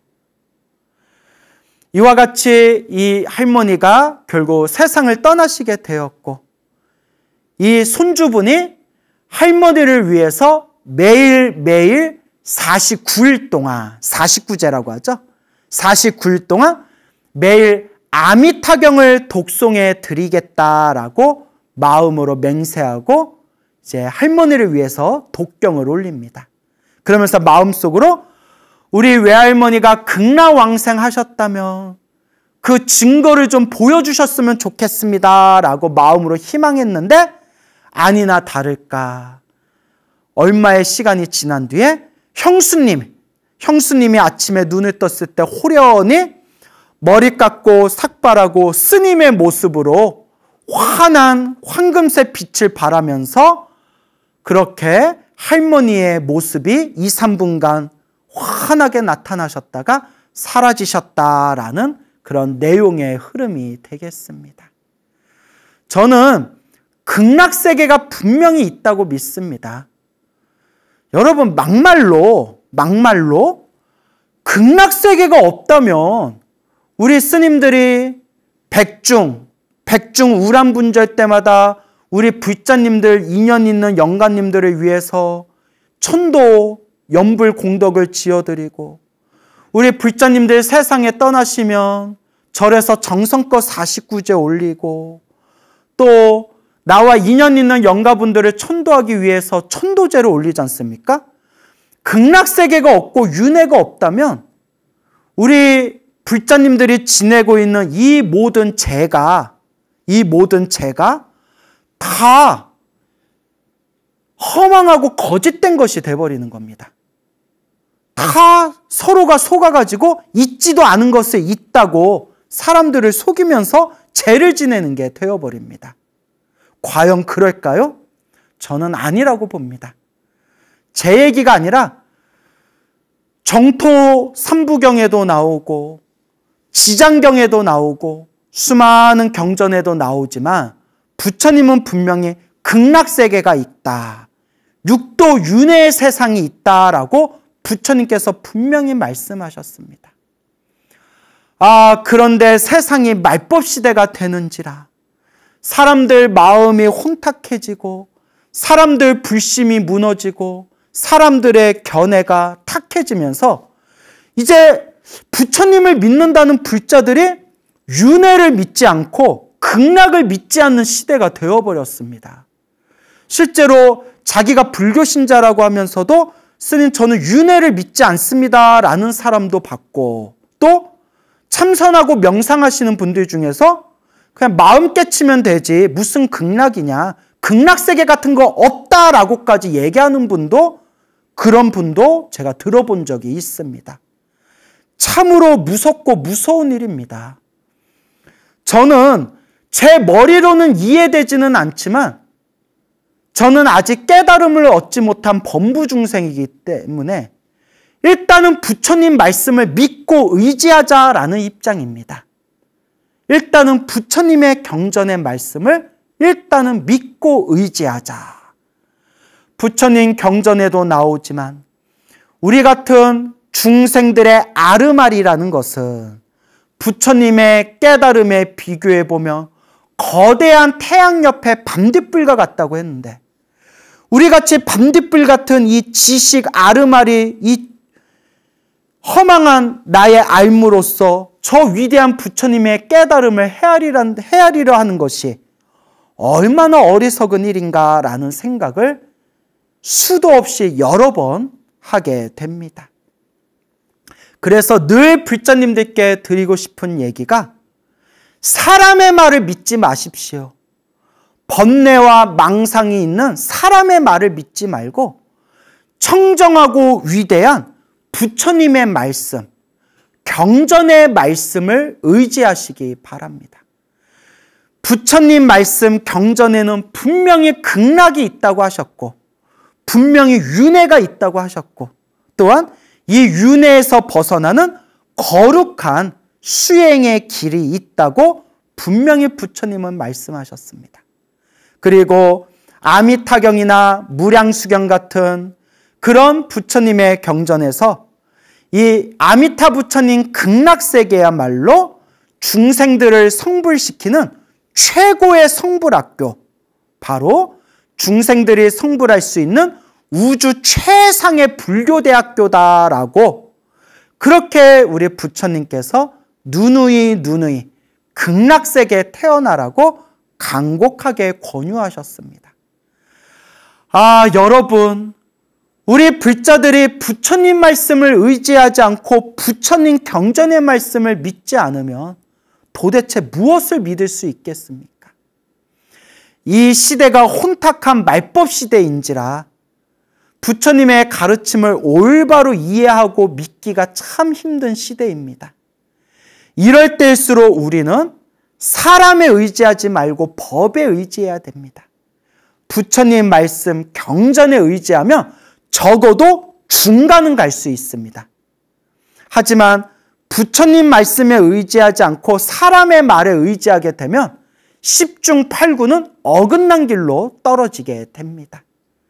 그러니 진정한 불자라면 부처님의 말씀, 경전의 말씀을 늘 읽고 외우고 되새기고 사경하면서 부처님 말씀의 10분지 1, 1000분지 1, 만분지 1이라도 따라 행할 수 있도록 노력해야 할 것입니다.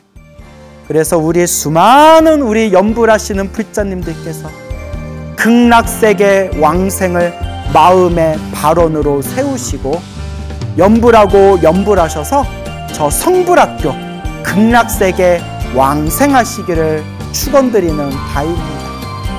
여러분, 행복해지고 싶습니까? 행복한 삶을 창조하고 싶습니까? 복을 지으십시오. 선업을 쌓으십시오. 공덕을 닦으십시오. 복과 선업과 공덕의 힘이 여러분들을 진정한 행복의 길로 이끌어 줄 것입니다. 여러분, 성불하십시오.